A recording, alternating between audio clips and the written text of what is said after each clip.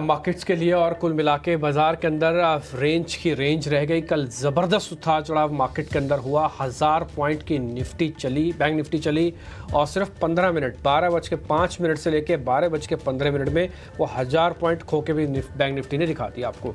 ये इस तरह के जॉल्ट, इस तरह के मार्केट के अंदर उठा पटक आपको ज़रूर देखने को मिलेगी, आगे भी देखने को मिलेगी। इसके लिए आप तैयार रहिएगा। खैर, हम आपकी तैयारी पूरी इसलिए भी करवा देते हैं क्योंकि हमारे पास एक बड़ा पैनल है, एक्सपर्ट्स का बड़ा अच्छा पैनल है जो कि आपको अच्छे से ट्रेड बताता है और सेलेक्टिव ट्रेड बताता है। दूसरा, हम ग्लोबल मार्केट, डोमेस्टिक मार्केट और सारी खबरों को एक एक करके आपके सामने रखते हैं। उसमें ब्रोकरेज की रिपोर्ट्स भी है, यानी कि अगर आप 8 बजे से लेकर 9:30, 9:15 या तक मार्केट ओपनिंग तक यहाँ पे हैं, इस चैनल पे आप देख रहे हैं, तो आपको कंप्लीट डोज मिल जाता है कि भाई ये चीज़ें हैं, इस पे ध्यान रखना, ये चीज़ छोड़नी है, ये चीज़ बहुत काम की है। मेरे दोनों सहयोगी मेरे साथ अगले 2.5 घंटे बने रहेंगे, अभिषेक और सृष्टि, और साथ ही मेहमान भी जुड़ जाएंगे और बहुत सारे एलिमेंट्स हम आपके सामने धीरे धीरे करके लेते आएंगे। तो कार्यक्रम के लिए आज फिर से तैयार हो जाइएगा। मेरे को ऐसा लगता है जो 50 पॉइंट की गिरावट आपको गिफ्ट निफ्टी दिख रही है, ये मार्केट को और सुस्त करने के लिए जा रही है। देखते हैं क्या होता है। पहले सृष्टि के पास चलते हैं और वो थोड़ा कार्यक्रम को आगे बढ़ा रही है। सृष्टि जी हाँ, ढेर सारे ट्रिगर्स हैं जहाँ पे आज के लिए रहेगी नजर। सबसे पहले अगर हम बात करें तो ग्लोबल बाजारों से कुछ मिले जुले संकेत जरूर हैं, क्योंकि डाउ जोन्स ऊपरी स्तरों से थोड़ा सा फिसला जरूर है। वहीं नास्डैक और S&P 500 में हल्की बढ़त हमने देखी। वहीं गिफ्ट निफ्टी 24,850 के पास जो है खुलने की तैयारी कर रहा है। वहीं अगर ब्रेंट देखें तो वहाँ पे $80 के नीचे जो है वो फिसलता हुआ नजर आया है। फोकस में इसके चलते रहेंगे पेंट, टायर और OMC जैसे कुछ काउंटर्स। इसके अलावा नतीजों के लिहाज से भी ढेर सारा एक्शन है, जहां पे कोलगेट, फाइजर, डेटा पैटर्न्स के अच्छे नतीजे आए हैं। वहीं HPCL के कमजोर नतीजे रहे, तो देखते हैं क्या कुछ एक्शन इन काउंटर्स पे होता है। और आखिरी में आज के लिए टाटा कंज्यूमर्स, IOC, गेल, डिक्सन और ग्रैन्यूल्स के नतीजों पर खास नजर रहेगी।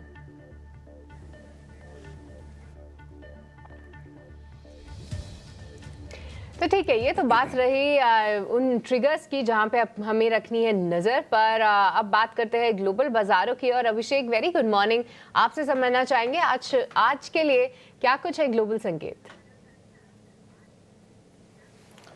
Sister good morning. देखिए, ग्लोबल बाजारों की नजर पूरी तरह से होगी यूएस फेड के फैसले पर। आज से यूएस फेड की पॉलिसी मीट शुरू हो रही है 2 दिनों की। कल देर रात फैसला आएगा, तो थोड़े से बाजार कॉशियस होगी। 2 दिनों की हमने लगातार तेजी देखी है। डाउ जोन्स हालांकि 40,500 के ऊपर का आंकड़ा हम देख रहे हैं, लेकिन अब थोड़ा सा कॉशियस हम देखेंगे। आज भी थोड़ा सा वहां पर सतर्क ट्रेड होता हुआ दिखेगा, लेकिन अब तक हम देख रहे हैं कि पूरा का पूरा जो फोकस है वो नतीजों पर ही बना हुआ है। कल जो नतीजे आए अनुमान से बेहतर आए थे। ऑन सेमीकंडक्टर के 11.5% शेयर चला है। टेस्ला में 5.5% के आसपास तेजी हुई और टेस्ला के शेयर को लेकर मॉर्गन स्टैनली बुलिश है। इसके अलावा इस हफ्ते माइक्रोसॉफ्ट, मेटा, एप्पल, अमेजॉन, ये जो टेक्नोलॉजी वाली जो दिग्गज कंपनीज हैं, इनके नतीजे आएंगे और इनके नतीजों को हम भी बहुत ही गौर से देखेंगे कि वहां से क्या संकेत निकल के आते हैं, क्योंकि बहुत सारी हमारे IT कंपनीज जिनका एक्सपोजर अमेरिका में ठीक ठाक है, हालांकि वो सर्विसेज वाली कंपनी ज्यादा है, पर भी कहीं ना कहीं हम क्यूज जरूर लेते हैं, उन पे नजर निश्चित तौर पर रहेगी। तो यूएस फेड की जो मीट होने वाली है आज से, इसमें दरों को लेकर कोई बदलाव की उम्मीद तो नहीं है, लेकिन ये जरूर है कि यूएस फेड की कमेंट्री काफी क्रूशियल होगी कि क्या सितंबर में दरें घटेंगी यूएस फेड की, इसको लेकर एक पुख्ता जरूर आ जाएगा। और क्या कुछ जेरोम पॉयल कहते हैं महंगाई को लेकर, ये भी काफी क्रूशियल रहने वाला है, तो नजर इस पर रहेगी। लेकिन कल थोड़ा सा मूड कमजोरी था। अगर आप यूएस मार्केट को देखेंगे, वहां पर थोड़ी हमने गिरावट देखी है। एशिया में आज अगर हम देखेंगे तो सारे के सारे बाजार गिर रहे हैं, चाहे आप चाइना के देखें, हांगकांग, जापान, कोरिया, सारे के सारे बाजार नीचे। इनफैक्ट गिफ्ट निफ्टी भी आप देख लीजिए 50 अंक नीचे कारोबार कर रहे हैं। 24,850 के आसपास की ये हम लेवल्स देख रहे हैं। नैस्डैक, S&P हल्के से गेंस के साथ ये बंद हुए हैं, लेकिन डाउ जोन्स में हमने हल्की सी कमजोरी देखी। एक रेंज का ही बाजार कल ओवरऑल रहा। तो अगर हम मार्केट के अलावा कुछ और अगर हम क्यूज की बात करें तो आप देखिए क्रूड जो है वो 7 हफ्ते के निचले स्तर पर आ गया है और चीन में जिस तरह से डिमांड घट रही है, ये कहने के असर डाल रहा है। हालांकि हमारे लिए दोनों तरह से पॉजिटिव है। चीन से डिमांड घटना, वहां पे मैन्युफैक्चरिंग एक्टिविटी का सुस्त होना, ये भी हमारे लिए पॉजिटिव है। क्रूड के प्राइसेस में कमी आना, ये भी हमारे लिए पॉजिटिव है।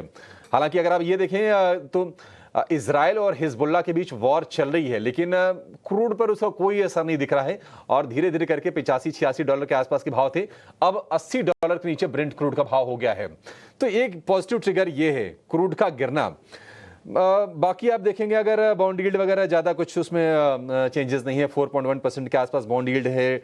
डॉलर चूंकि मजबूत है तो सोना नरम थोड़ा सा हुआ है और क्रूड में भी नरमी है। ओवरऑल संकेत ठीक ठाक, थोड़ा सा 2 दिन का हमारे यहाँ भी कॉशियस ट्रेड होगा। अब जो ट्रिगर मिलेगा वो यूएस फेड से ही मिलेगा 31 तारीख, यानी कि कल देर रात तक फैसला आ जाएगा। परसों सोमवार को जिस तरह की अमेरिकी बाजारों की चाल रहती है, यूएस फेड की जो कमेंट्री होती है वो बहुत ही क्रूशियल हो जाएगी भारतीय बाजारों को लेकर। चलिए यहां से आगे बढ़ेंगे और ये समझते हैं कि कल चूंकि हमने एक इंट्राडे में बड़ा जंप देखा, उसके बाद प्रॉफिट टेकिंग का सत्र देखा, आज के लिए संकेत क्या है और खासतौर से एफआईज डीआईज की बात करें तो उनके यहां से किस तरह के आंकड़े निकल के आ रहे हैं ये भी जरा जान लेते हैं। कैश मार्केट की बात करें, कल हमने देखा कि 2,500 करोड़ रुपए की सेलिंग आई कैश में, और अगर हम डीआईआईज की बात करें तो उन्होंने करीब करीब उसके डबल की बाइंग की है, 5,665 करोड़ रुपए की बाइंग है। डिम्पी हमारे साथ हैं। डिम्पी बताइए कि एफआईज की लॉन्ग होल्डिंग किस तरह की है और ऑप्शंस के जो उनके आंकड़े हैं वो क्या संकेत दे रहे हैं? देखिए, कुल मिला के मैं थोड़ा ग्लोबल मार्केट्स के पॉइंट ऑफ व्यू से टच करके आता हूँ। आपने जो जितना भी बताया ग्लोबल मार्केट्स के अंदर, मेरे को सिर्फ एक लाइन ज़्यादा समझ में आई, वो ये है कि भी जो उनकी फेड की जो बैठक चल रही है वहाँ से जो भी बयान आएगा वो ग्लोबल मार्केट सभी मार्केट्स पे असर डालेगा। बस मेरे लिए मैंने वहाँ से वन टेक अवे उठा लिया और मैं उसी को ही कंटिन्यू कर रहा हूँ। तो पहला पॉइंट है आपके लिए ग्लोबल मार्केट्स का ये टेक अवे कि वहाँ पर जो फेड की बैठक है वहाँ जो भी बयान आएगा वो आपके काम का है।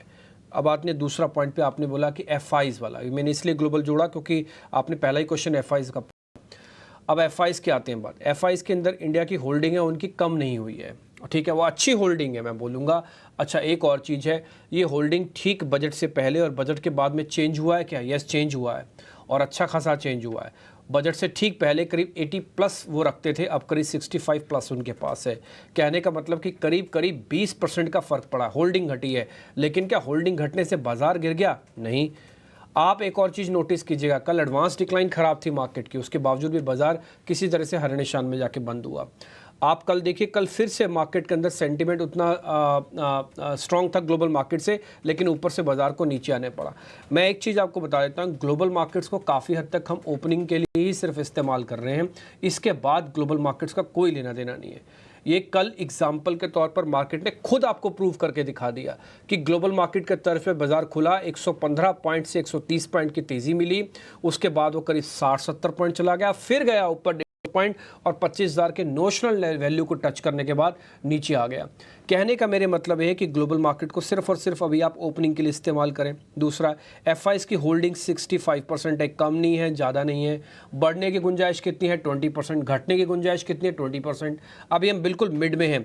यहाँ से 20% नीचे गए तो 500 पॉइंट जाएंगे, यहाँ से 20% ऊपर है तो 500 पॉइंट निफ्टी को और आएंगे। तो आप ये 500 पॉइंट का लेन देन मार्केट के लिए इस एफआईज के नंबर पर मोटा मोटी कैलकुलेट करके आप रख लो।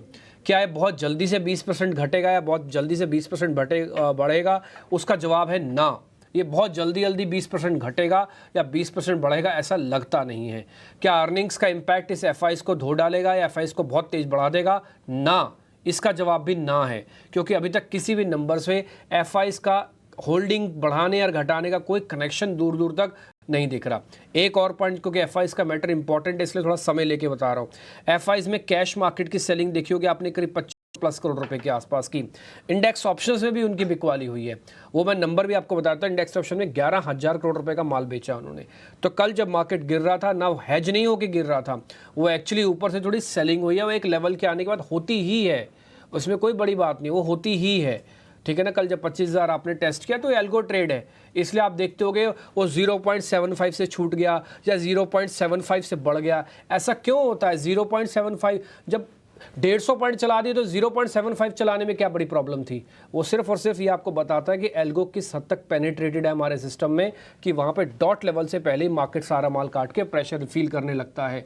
ये दूसरा पॉइंट। डीआईएस की होल्डिंग में ना किसी तरह का कोई चेंजेस नहीं है। डीआईएस शांति से बैठे, बजट से पहले भी, बजट के बाद भी। तो ये एक पॉइंट नोटिस करने वाला है कि डीआईएस आगे चल के क्या रुख करेंगे, क्या बेचेंगे और माल, उसकी प्रोबेबिलिटी धीरे धीरे कम हो रही है। खरीदेंगे, उसकी प्रोबेबिलिटी भी धीरे धीरे कम हो रही है, क्योंकि पार्टिसिपेशन ही नहीं किया। दूसरा आते हैं रिटेल के पास।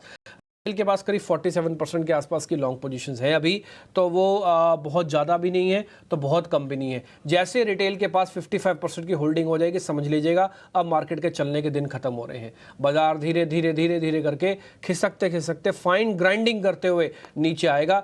आपको दो चीज़ों पे ध्यान रखना है, एफआईज कितनी जल्दी घटाते हैं और रिटेल कितनी जल्दी बढ़ाते हैं। रिटेल का बढ़ने का पैटर्न और एफआईज के घटने का पैटर्न अगर आ गया, गलती से मत खरीदना।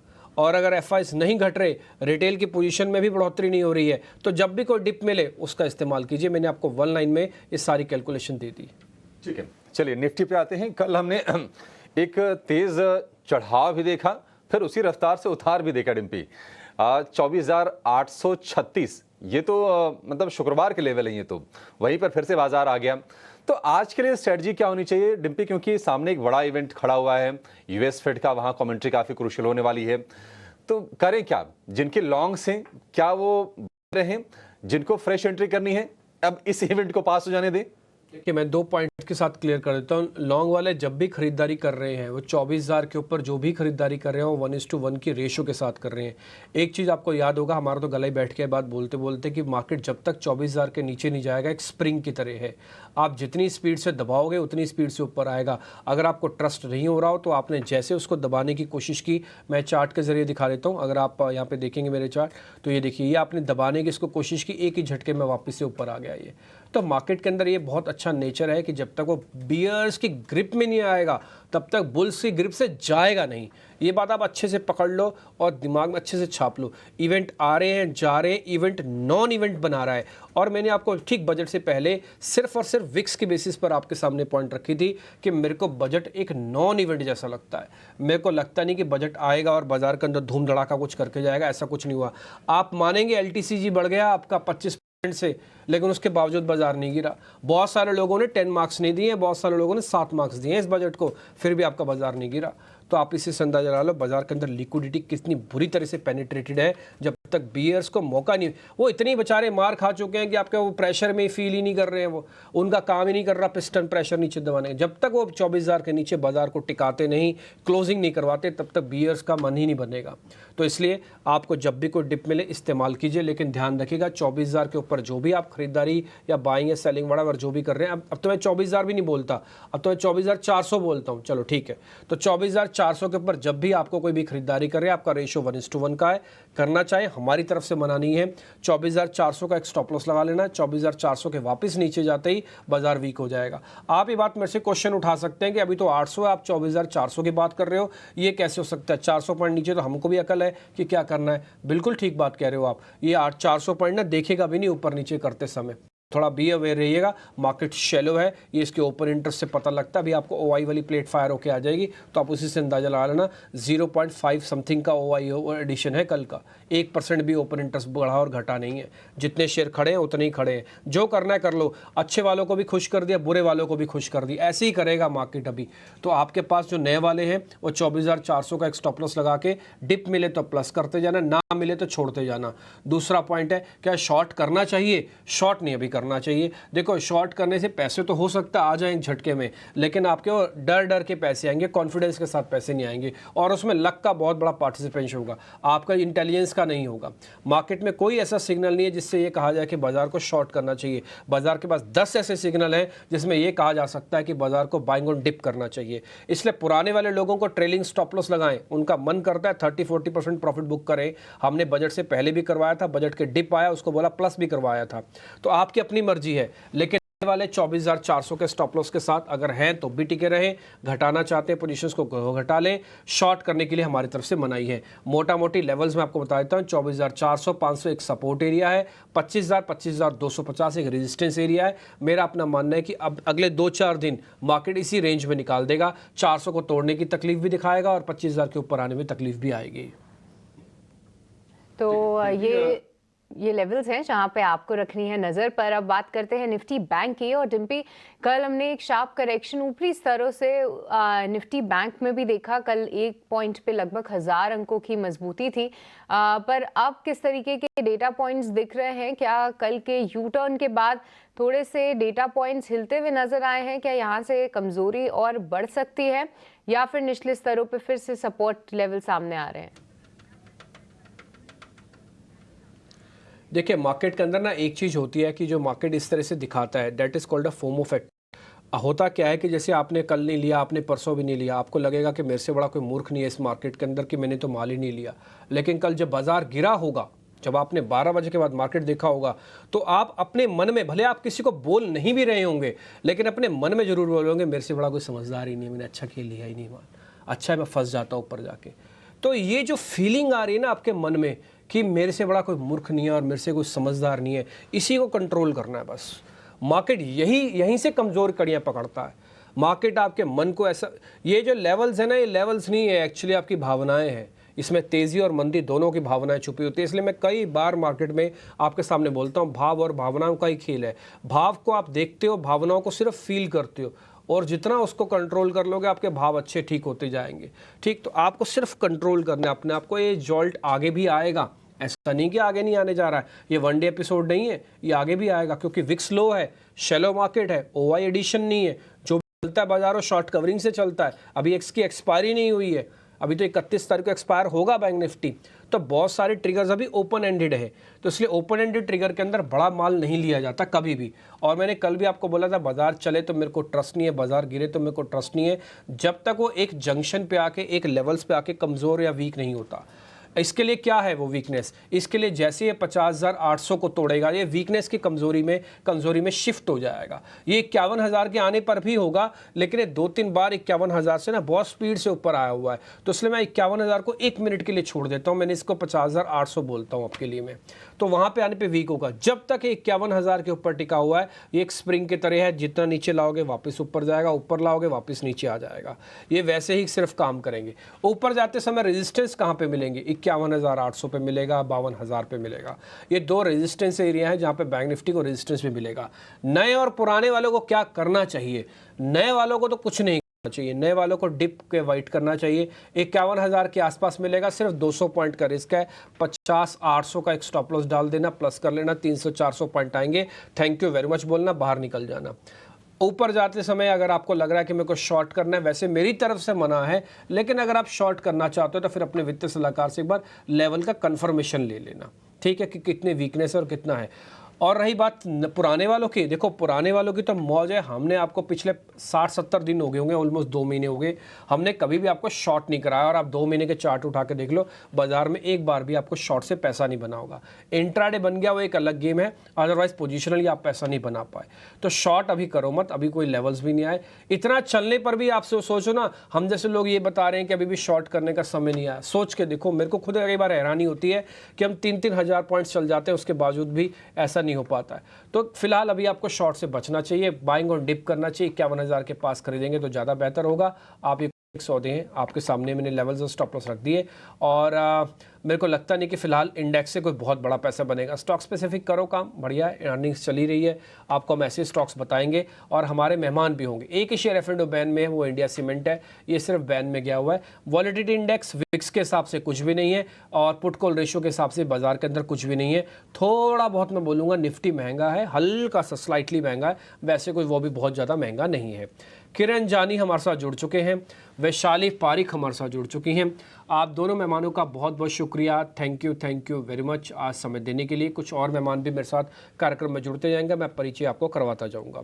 वैशाली बहुत शुक्रिया, थैंक यू वेरी मच। आप जरा बताइए आपकी रीडिंग क्या है इंडेक्स को लेकर, और दूसरा आप अपने शेयर्स भी बता दीजिएगा back to back. Good morning. Very good morning to all of you.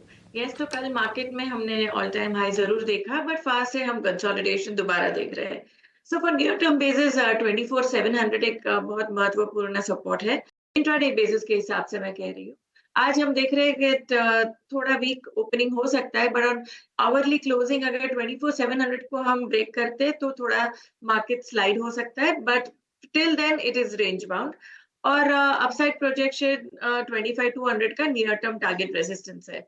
Bank Nifty में कुछ कहा नहीं जा सकता, वो जस्ट ऑसिलेट कर रहा है। कल भी हमने देखा कि एक अच्छा सा मूव आया, दोबारा सेलिंग प्रेशर आया है। तो I would still maintain 50,800 support और 52,000 फिलहाल रेजिस्टेंस बन रहा है। ठीक है, तो दोनों और स्टॉक स्पेसिफिक की बात करें तो जी कल वैशाली। हमने देखा कि काफी स्टॉक्स में ब्रेकआउट आ रहा है। सो आई थिंक एक गुजरात गैस मैं चूज कर रही हूँ, गुजरात गैस में कल एक अच्छा सा वॉल्यूम हुआ है, ब्रेकआउट आ चुका है। सो 668 का करंट मार्केट प्राइस दिख रहा है।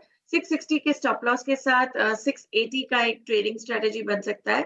और दूसरा है एसीसी मैं चुन रही हूँ because post results technically very well placed. So I think the risk reward ratio is also favourable. 2500 के स्टॉप लॉस के साथ 3000 का टारगेट।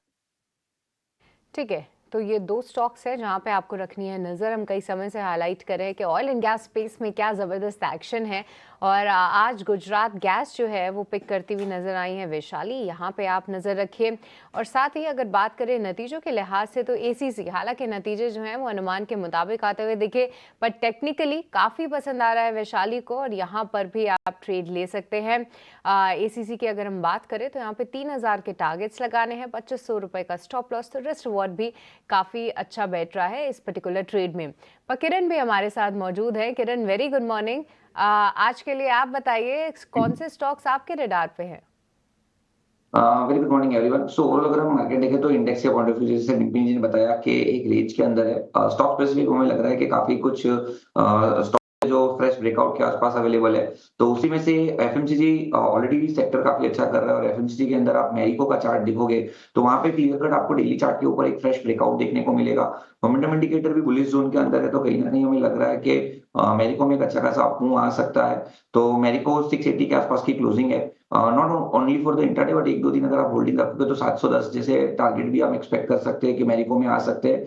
सो मैरिको 710 के टारगेट के लिए हम बाय करेंगे 664 के स्टॉप लॉस के साथ। दूसरा जो कॉल रहेगा वो कहीं ना कहीं केमिकल सेक्टर में से है। केमिकल सेक्टर में हम देख रहे हैं कि ऑफ लेटली काफी अच्छे बॉटम्स बन के स्टॉक जो है वो वापस अपने height of higher bottom pattern के अंदर रिज्यूम कर रहे हैं। तो उसमें से नवीन फ्लोरिंग है।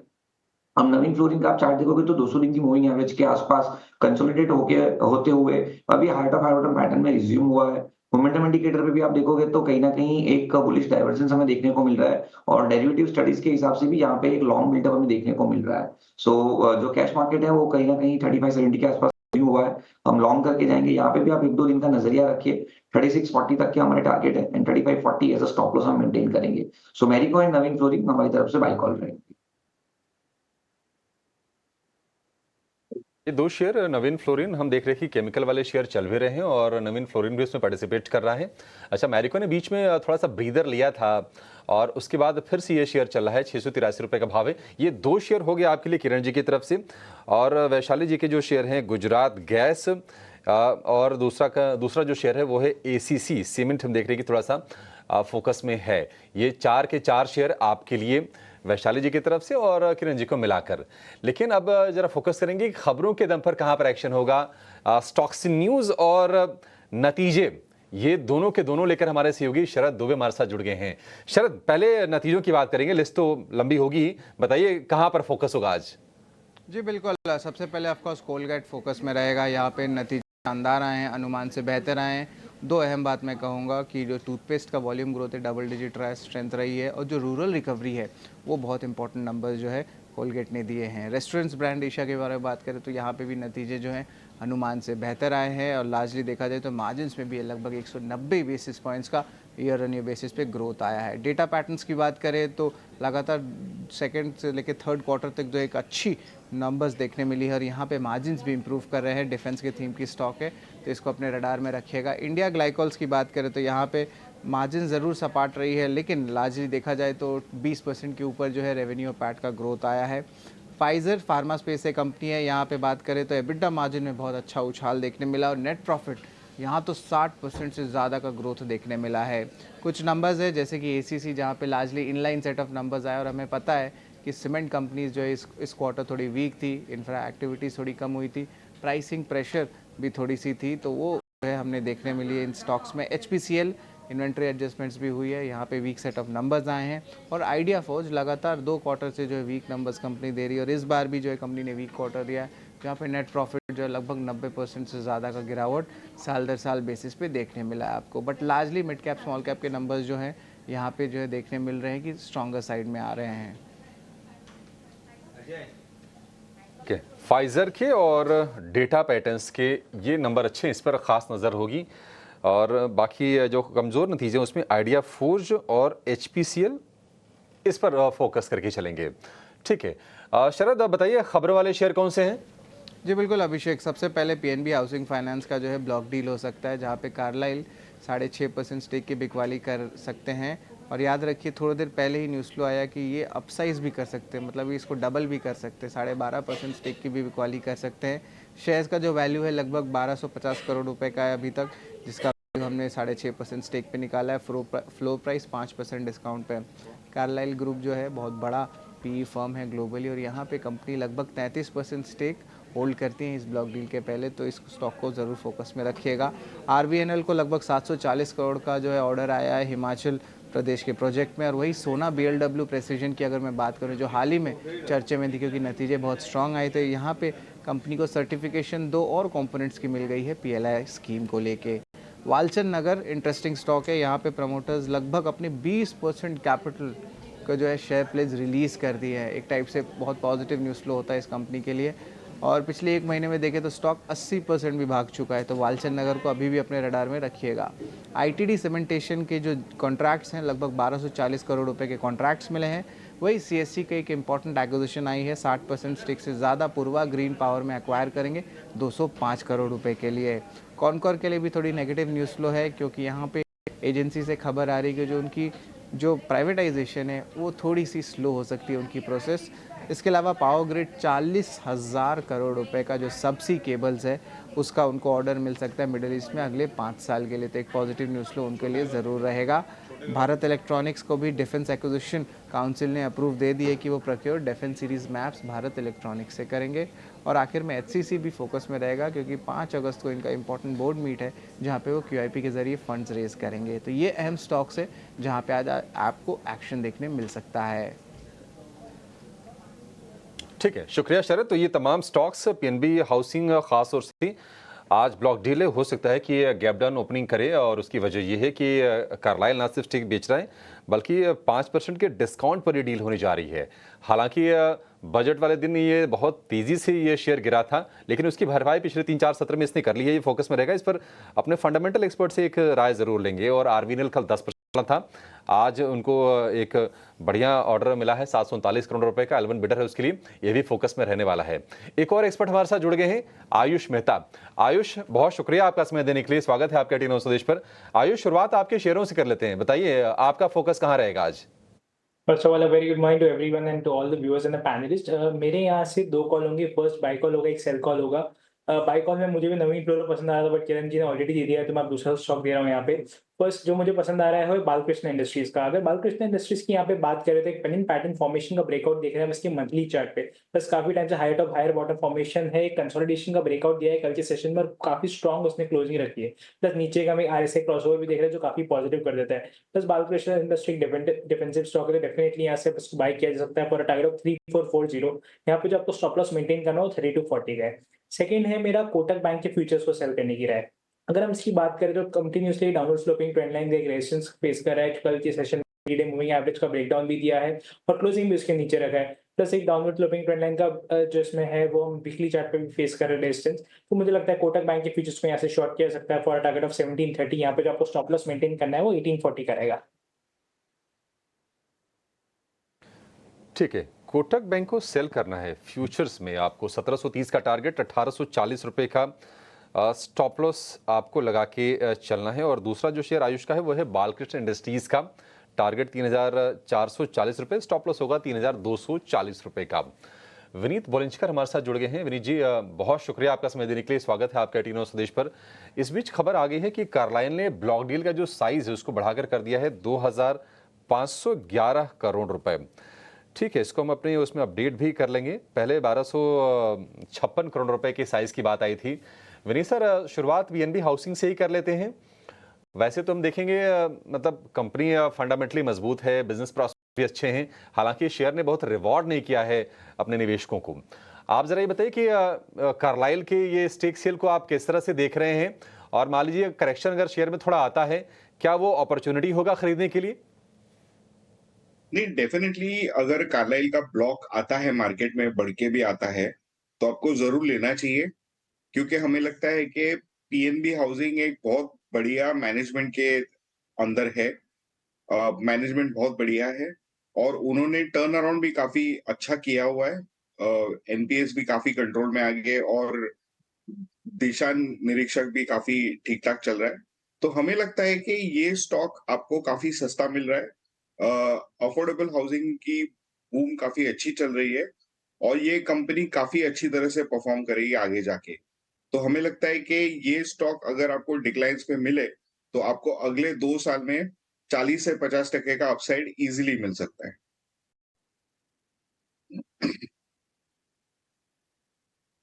हाउसिंग पे डील होनी थी करीब 1000 करोड़ रुपए की, जिसकी इन्फॉर्मेशन अभी आप नीचे देख पा रहे हैं। और ये जो रेट था वो करीब 760 रुपये से 770 रुपये तक के बीच का डील है। ये 6.4% बन रहा है करीब करीब। तो आप यहाँ पे देख पा रहे हैं आज इस ब्लॉक डील के बारे में, और विनीत सर आपको रिकमेंडेशन भी दे रहे हैं। एक काम करते हैं, ब्रोकरेज हाउसेस की रिपोर्ट्स भी फटाफट से नोटिस कर लेते हैं, फिर बैक टू बैक ना स्टॉक्स पूछेंगे, और फिर प्रोड्यूसर्स आप भी तैयार हो जाएंगे बाय सेल सब कुछ स्टैंपिंग करने के लिए। आप भी तैयार हो जाएगा अपनी कॉपी पेन लेके लिखने के लिए कि कौन सा आज हमको प्लस करना है, कौन सा हमको छोड़ना है। पहले ब्रोकिंग हाउसेस की रिपोर्ट्स जान लेते हैं। गौरव हमारे साथ जुड़ चुके हैं बताने के लिए। गौरव जी गुड मॉर्निंग, बताएं। जी हाँ, तो ब्रोकरेज इसमें सबसे पहले आज बात करते हैं फिनोलेक्स की, क्योंकि इन्वेस्टेक ने यहाँ पे डाउनग्रेड किया है उसका रेटिंग होल्ड पे, बट टारगेट प्राइस जो है वो बढ़ा के 345 रुपीज़ का दिया है। उनका मानना है कि जो वॉल्यूम में हमें एक डाउनटिक देखने को मिला था Q1 में, वो मेजरली जो था वो पाइप एंड फिटिंग वॉल्यूम्स की वजह से हमें देखने को मिला था। मैनेजमेंट जो है वो काफ़ी कॉन्फिडेंट है अपने गाइडेंस को लेके, बट इन्वेस्टेक का मानना है कि कहीं पे जो कैश है काफ़ी ज़्यादा बुक में जो पड़ा है, इसकी वजह से एक ड्रैग क्रिएट हो रहा है रिटर्न रेशियोज़ पे, और इसी के चलते एक डाउनग्रेड जो है हमें देखने को मिल रहा है। अगली बात करते हैं केईसी इंटरनेशनल की, क्योंकि नोमुरा ने यहाँ पे बाय रेटिंग बरकरार रखते हुए टारगेट प्राइस जो है वो 1030 रुपीज़ का दिया है। उनका मानना है कि कहीं पे जो ग्रॉस मार्जिन है उसमें हमें रिकवरी देखने को मिल सकती है Q3 के बाद, और कॉन्ट्रीब्यूटिंग फैक्टर्स है जैसे कि शिफ्ट जो है मिक्स में, प्रोडक्ट मिक्स में, ट्रांसमिशन एंड डिस्ट्रीब्यूशन में, वो एक अच्छा प्रॉफिटेबिलिटी जो है वो आगे जाके कंपनी को दिखा सकता है। अगली बात करते हैं BEL की, क्योंकि UBS ने फिलहाल में ही डाउनग्रेड किया है स्टॉक को न्यूट्रल रेटिंग पे, और टारगेट प्राइस जो है वो बढ़ा के 340 रुपीज़ का दिया है। उनका मानना है कि कहीं पे जो पॉजिटिव फैक्टर्स है वो ऑलरेडी फैक्टर्ड इन है। इसके बाद जो मैनेजमेंट का गाइडेंस है वो अचीवेबल तो लग रहा है, कंस्ट्रक्टिव जो है ओवरऑल उनका व्यू जो है वो काफ़ी कंस्ट्रक्टिव है कंपनी को लेके, बट वैल्यूएशन के बेसिस पे कहीं पे उन्होंने जो रेटिंग है वो न्यूट्रल पे डाउनग्रेड किया है। और इसी के बाद अगर हम जेफरीज की सुने तो कहीं पे उन्होंने बाय रेटिंग बरकरार रखते हुए टारगेट प्राइस जो है वो 370 रुपीज़ का, क्योंकि उनका मानना है कि आगे जाके जो एक्सपोर्ट ऑर्डर्स है उसमें से कहीं पे हमें सरप्राइज देखने को मिल सकता है। आखिर में बात करते हैं MCX की, क्योंकि UBS ने यहाँ पे बाय रेटिंग बरकरार रखते हुए टारगेट प्राइस जो है वो 5000 रुपीज़ पे अपग्रेड किया है। उनका मानना है कि कहीं पे Q1 स्ट्रॉन्ग देखने को मिला था, Q2 इससे भी ज़्यादा स्ट्रॉन्ग हो सकता है। आगे जाके जो अपटिक हमें देखने को मिला है ADV में, वो एक अच्छा कैटलिस्ट, पॉजिटिव कैटलिस्ट के रूप में हमें स्टॉक में देखने को मिल सकता है। और आखिर में जो वॉल्यूम ग्रोथ है वो भी कंटिन्यू रहेगा। तो इन सब कंपनीज़ पे आज हमारी नज़र बनी रहेगी, क्योंकि ब्रोकरेजेस की तरफ से एक स्ट्रॉन्ग व्यू जो है वो हमें इन सब कंपनीज़ पे आज के दिन में देखने को मिल रहा है। ओके ठीक है गौरव, बहुत शुक्रिया, थैंक यू वेरी मच इस सारी की सारी रिपोर्ट्स देने के लिए। मैं लास्ट वाली रिपोर्ट से शुरू कर रहा हूँ MCX से। एक बार जरा MCX वाली रिपोर्ट दिखाइएगा वापस से स्क्रीन पर, और विशाली एक बार जरा MCX आप बताना, फिर मेरे पास और भी स्टॉक्स हैं आपसे पता करने के लिए। आई थिंक MCX फिलहाल थोड़ा रेजिस्टेंस दिख सकता है 4300 लेवल्स जो प्रीवियस हाई था। एक बार अगर इसको क्रॉस करता है देन 4500 को भी जा सकता है, because indicators are still positive, volume भी बढ़ रहा है। So 4270 is the resistance level, तो वहां पे एक देखना चाहिए that is it moving higher या यहाँ पे प्रॉफिट बुकिंग आ रही है। ठीक है, वैसे तो देखो 5000 रुपये का टारगेट दिया है UBS की रिपोर्ट जो आई है, और ये शेयर आपको ठीक बजट से पहले भी चलता हुआ दिखा होगा। फिर आपको एक वो ध्यान होगा जब गोल्ड के प्राइजेस को लेकर ड्यूटीज़ में कुछ चेंज किया था तब भी MCX चला था। लेकिन वैशाली बता रही है कि इसको बाय ना, इसको होल्ड करिए। होल्ड इसलिए करिए क्योंकि पहले चेक कर लो 4300 पार करता है कि नहीं करता। ये 43 वाली पूरी रेंज का एक रेजिस्टेंस क्रिएट करके बैठेगा, तो एक बार पार हो जाएगा फिर वो जाएगा भी 5000, ऐसे नहीं है कि नहीं जा सकता। UBS ने भी कुछ कैलकुलेशंस डाली ही होंगी। तो आपको ये बच्चे ध्यान रखना है कि खाली रिपोर्ट सुन के हम सीधा प्लस कर ले, पता लगे वो तो रेजिस्टेंस का एरिया था। आपको फिलहाल अभी थोड़ा होल्ड करना है, उसके बाद फिर आप आगे बढ़िएगा। आगे बढ़ते हैं विशाली, 2 शेयर मैं आपसे और पता करता हूँ, जरा चेक कीजिएगा। और ये टिपिकली ब्रेकआउट शेयर्स हैं, फिर हम भी पता करेंगे। आप पहले चेक कीजिए जरा, असाही सोंगवान, असाही के नाम से है, असाही ASAHI, असाही सोंगवान। प्रोड्यूसर साहब एक बार जरा दिखाना असाही का शेयर। एक बार मैम जरा ये देख के बताइए, ये शेयर ठीक लग रहा है आपको? कल तो सर्किट लगा दिया इसने 20% का। एकदम सही लग रहा है, गैप अप हुआ और अच्छे से सस्टेन भी किया और हायर लेवल्स पे क्लोज आया है। सो आई थिंक ये स्टॉक 500 को क्रॉस करता है तो ये जा सकता है 520, 530 1 year. तो ये कल के सर्किट के बाद आज प्लस कर लें इसको, आप राय देते हो इस पे? आई थिंक सो कर सकते हैं। स्टॉप लॉस आएगा 460 का। ठीक है, कर सकते हैं। ठीक है, 460 का एक स्टॉप लॉस लगाओ। मैं वीकली चार्ट आपको दिखा देता हूँ। एक टिपिकली बहुत बढ़िया वाला ब्रेकआउट इसके अंदर मिल रहा है और एक गैप के साथ है। अच्छी चीज़ है, गैप के साथ हुआ है। ये कल का जो सर्किट लगाया ना, ये ऐसा नहीं कि चलने के बाद लगाया, खुलते ही जुप से 20% ऊपर गया, ये क्लोज हो गया। इसी तरह के ना शेयर आप ढूंढते रहो सिस्टम में से। मैं बता रहा हूँ थोड़ी सी मेहनत लगती है बट शेयर अच्छे मिल जाते हैं। दूसरा शेयर मेरे लिस्ट में है वो है हिंदुस्तान जिंक। विशाली ये भी आप ही चेक करो, हिंद जिंक के नाम से आपको मिलेगा, इसका कोड है हिंद जिंक। यस, कल हम देख रहे थे दैट इसमें भी वॉल्यूम अच्छा था, मोमेंटम भी अच्छा था और मेरे हिसाब से एक कंसोलिडेशन के बाद एक अच्छी बुलिश कैंडल बनी है। तो ये लेवल अप्रोप्रिएट है खरीदने के लिए भी एंड स्टॉप लॉस भी फेवरेबल है। 595 का स्टॉप लॉस लगा के ये खरीदा जा सकता है। आई थिंक एक बार ये स्टॉक 650 660 को क्रॉस करके सस्टेन करता है तो इट्स बैक ऑन ट्रैक और हायर टारगेट्स मिल सकते हैं। तो वैसे नज़रिया अच्छा है, बेहतर है हिंदुस्तान जिंक।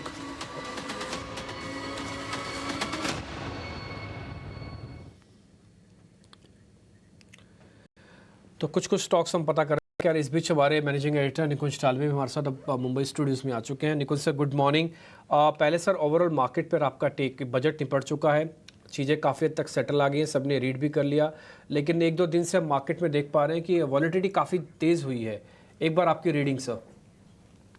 निपी देखिए, कई बार आपको मार्केट में यही बोलना चाहिए, भाव भगवान छे, which is trend is your friend. अब मार्केट के अंदर जो इस प्रकार की न्यूज़ डेवलपमेंट है, specially after the election verdict and after the budget tax change, market को इस लेवल पर नहीं होना चाहिए। इस मार्केट इस लेवल पर क्यों है, कितने समय तक रह सकता है और क्या वो फंडामेंटली जस्टिफाइड हो सकता है। आई थिंक इस डिबेट को हम एंडलेसली कर सकते हैं, मगर bottom line here is, debate से नियर टर्म में आपको फ़ायदा नहीं होगा। अगर आप एक SIP इन्वेस्टर है तो भाई आपकी ज़िंदगी में कुछ नहीं बदलता है। अगर आप मीडियम टर्म का व्यू लेते हैं विच इज़ 1 से 3 साल के लिए, तो मुझे लगता है कि वहाँ पर आपको थोड़ा हमने पोर्टफोलियो में देखना चाहिए कि कहाँ पर ऐसे शेयर हैं जो 50, 60, 70 पी के ऊपर हैं, जहाँ पर 10% ग्रोथ है, जहाँ पर वैल्यूएशंस महंगे हैं, उनमें साफ़ सफाई करिए। मगर आप मीडियम टर्म में अगर इस मार्केट में केवल मोमेंटम के लिए हैं और price is the only thing which matters to you, then इस मार्केट के अंदर तो देखिए आपको बने रहना पड़ेगा। आप नया निवेश ना करें, जो आपने पैसा बनाया उसको संभाल के रखें, मगर मार्केट में अगर बहुत ज़्यादा कैश रेस करेंगे तो शायद जो मार्केट के अंदर जो रैली इस समय चल रही है आप उसमें पार्टिसिपेट नहीं करेंगे। तो मैं एक कंजर्वेटिव राय ही दूंगा। कंजर्वेटिव राय है कि इस मार्केट के अंदर नया निवेश ना करें। अगर आप थोड़ा सेक्टरल चर्न से बेनिफिट उठा सकते हैं तो ज़रूर उठाएं, और आप SIP इन्वेस्टर हैं तो इस समय आपकी ज़िंदगी में भाई कुछ नहीं बदलता है। ओके, ये तो रही मार्केट्स की बात, पर निकुंज सर एक बार ग्लोबल सेटअप पे भी आपसे राय जानना चाहेंगे। दो चीज़ें हैं, आज से फेड की बैठक चालू है, तो इस बार क्या फेड की कमेंट्री पे खास नज़र रहेगी, क्योंकि हम देख रहे हैं कि GDP के डेटा काफ़ी स्ट्रॉन्ग आए हैं और साथ ही अभी अगर US मार्केट्स को देखें तो वो भी अच्छी तेज़ी के ही मूड में है। इस पे एक बार आपसे जानना चाहते हैं कि क्या कुछ खास रह सकता है, कहाँ पे नज़र रखें, और साथ ही क्रूड लगातार वहाँ पे गिरावट देखने को मिल रही है, भारतीय बाजारों के लिए एक पॉजिटिव ट्रिगर रहता है, उसकी चाल आप कैसे देख रहे हैं? देखिए, मेरे को लगता है कि फेड इंपॉर्टेंट है, मगर एक ज़माना था जहाँ की Fed used to be the only yardstick जिसकी वजह से मार्केट ऊपर या नीचे जाता था। देखिए, पिछले 2 साल के अंदर फेड ने जो भी बोला उसका मार्केट पे इम्पैक्ट नहीं पड़ा है। फेड जो कर रहा है उसका जो सीधा इम्पैक्ट पड़ता था, एक 1-on-1 कोरिलेशन होता था, वो कोरिलेशन ओवर द ईयर्स काफ़ी कम होने लगा है। 1 सेकेंड, जहाँ तक फेड की बात है, we pretty much know that which way they would move. Growth अच्छी है, इन्फ्लेशन कम हो रही है, US में इलेक्शंस आने वाले हैं, मुझे नहीं लगता कि वह ऐसी कोई बहुत हॉकिश कमेंट्स देने वाले हैं। क्या मार्केट इस बात को फैक्टर इन कर रहा है? मुझे लगता है मार्केट इस बात को फैक्टर इन कर रहा है बिकॉज जो US यील्ड्स हैं आपकी 4-4.25 के आसपास ही टिकी हुई हैं। क्रूड है, क्रूड उसने नीचे आना चालू कर दिया है। क्रूड को लेकर के साइकोलॉजिकली इंडिया के लिए हमेशा अच्छा होता है। तो अगर आप एक ट्रेड इस मार्केट में ढूंढ रहे हैं तो सबसे पहले हम बोलते हैं जी क्रूड नीचे क्या होगा, पेंट की कंपनियाँ ले लो, केमिकल की कंपनियाँ ले लो, केमिकल इंटरमीडिएट्स ले लो, हर वो कंपनी ले लो जिसके अंदर crude is a raw material. मगर मेरा मानना है वो ट्रेड को थोड़ा समझिए।